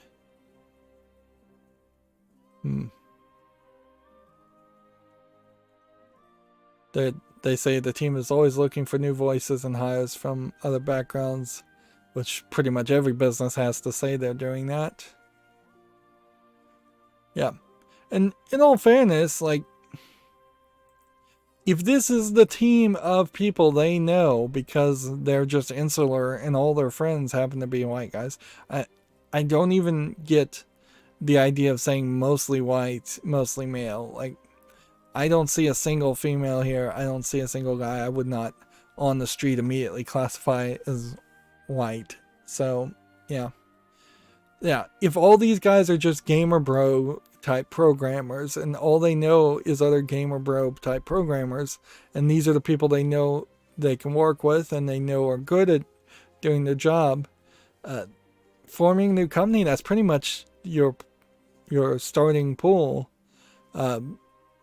They could certainly hire more people now that they've announced a new company, but it's a very different process. I'm trying to be as nice as possible here, but it is a different process to hire a single new employee as an established company than it is to hire people you know and not have to go through the interview process while building a new company and announcing a new company, which, yeah. So they probably are getting a little bit more pushback from Jason Schreier and Gamma Sutra repeating what Jason Schreier has to say, but I think they also are getting a fair criticism that the optics on that looks bad, and if from day one they've got bad optics on their game company, that's not a good precedent to set. So they should have probably, I hate to say it, they probably should have brought in some token hires, or just bring in wives and girlfriends and just say, hey, this is going to be a picture of our new family, quote unquote family. That way you can try and diversify it some more. Or just don't send out that picture. Like, there's lots of problems with that picture, and had they thought about it for half a second or hired a good photographer, the photographer would have pointed out a lot of problems. A good photographer would. Anyways, that's going to be it for the stream. As always, I ask you to like, share, subscribe, comment, and watch every second of my videos. If you want a friend or follow me on any social media sites, there's a whole bunch of links down below. Thank you for watching. Have a good evening.